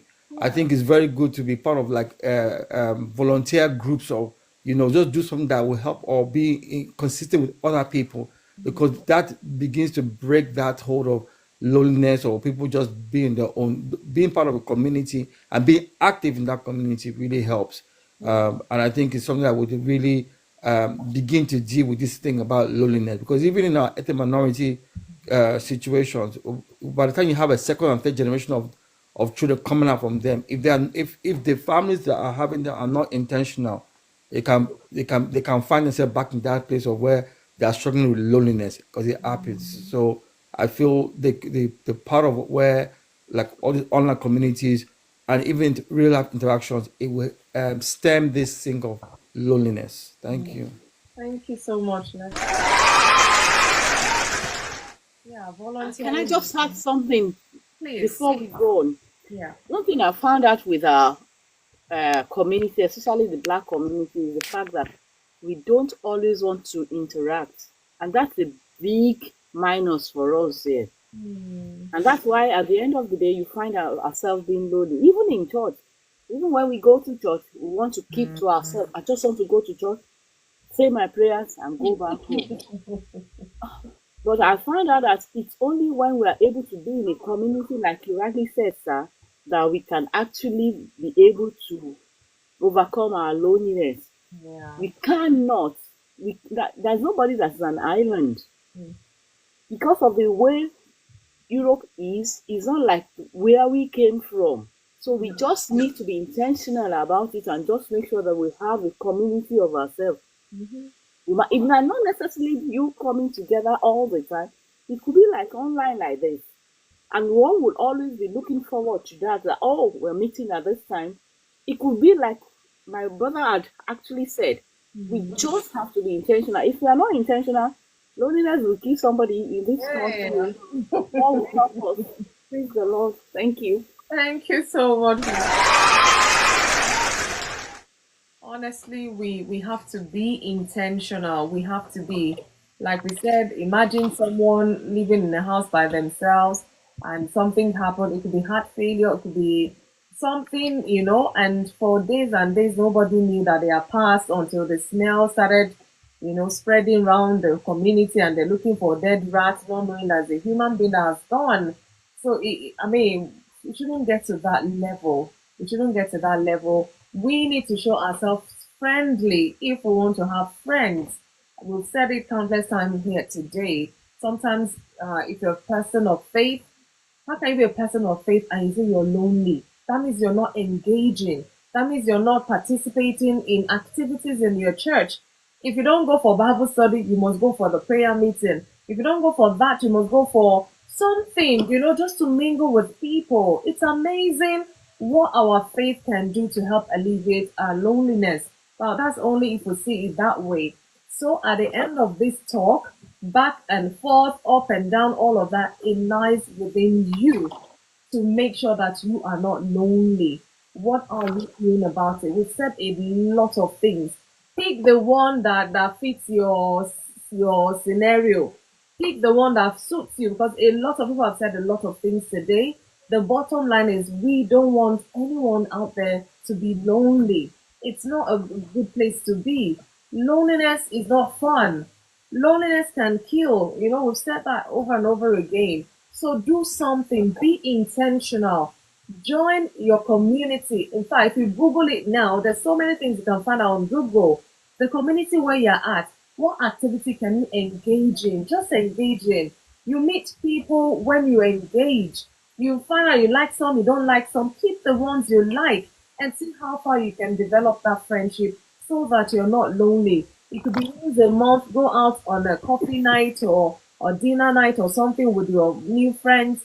Start building, because you cannot just fold your arms and expect them to just build. The moment you make up your mind you want to be friends, it comes the expectations, it comes the responsibility, and you have to give this as well. Not just somebody giving. One time they will just feel tired and not give any, and then you can't even find them, and then you're back to your lonely state. So let's be mindful. Let's look out for one another. Show love, do unto others as you wish them do unto you. Thank you so much, Leslie, Minister Sarah, Mila for Christ, TJ Dairo, he's dropped off. Thank you so much for all your contributions, all the tappings. Oluvide going to join us a bit late, but thank you so much for your contributions as well. Elder Debbie, what can I say? God bless you. Thank you so much for all of your contributions. And thank you. We took Debbie. way over 10K today. So thank you all so much. When did you become elder, please? He missed the coronation. No, he doesn't understand. You can't understand. He can't. Miller for Christ. No, we As a should find Debbie, him. Sir? We should when find you when him. you know she drops some wisdom. You don't know. She's elder, she's real elder. You have no idea. Elder, If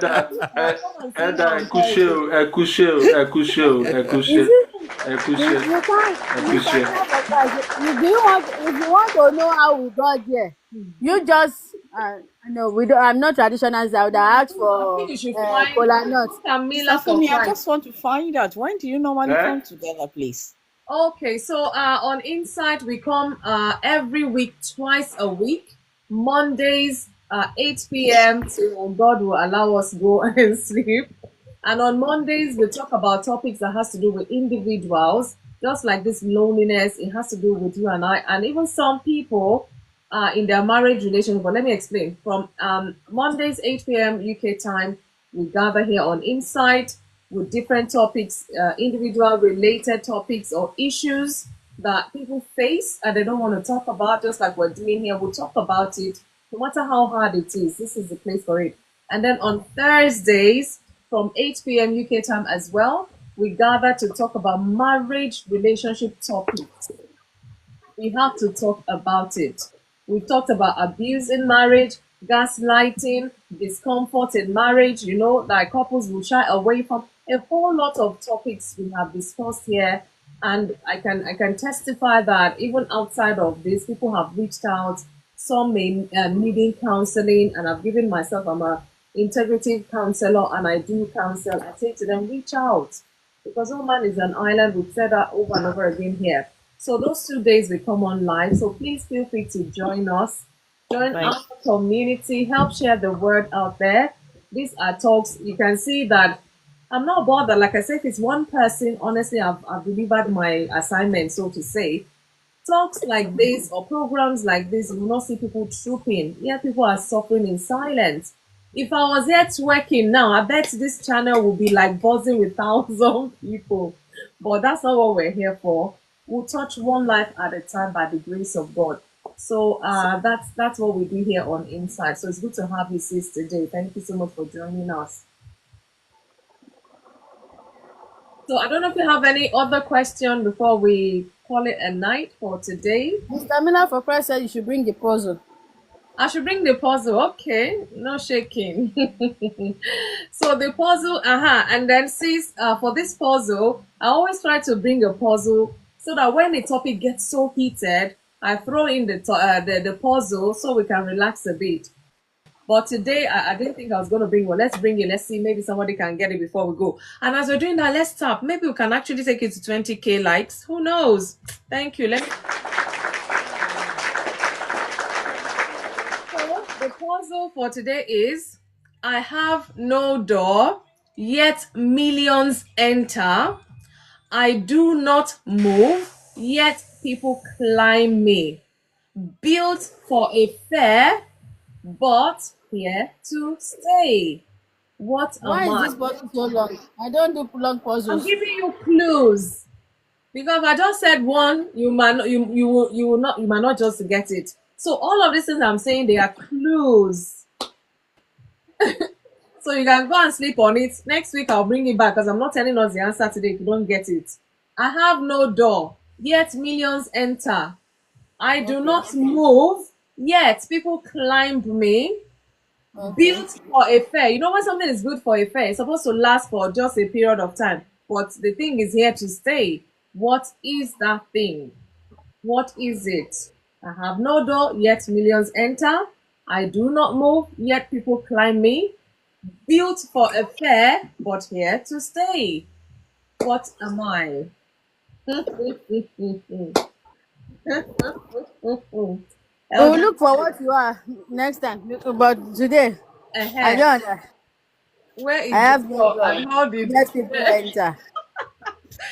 Oh my goodness. Okay, whether it's a house or it's a mansion, no, you have to tell me the answer. I can't give you more clue than this. In fact, I've given you 3 sets of clues to let you know what that is. So You that's have no door, you have no window, and people enter, and people climb up. Whose door is that? Is it the doors? that is for you to ponder and answer. So we can go home with that tonight. So thank you. Oh, we've taken it to 13K likes. Thank you so much. Thank you. Thank you. No door, yet millions enter. I do not move, yet people climb me. Built for a fair, but here to stay. So that is our puzzle. What is And you are not a mountain.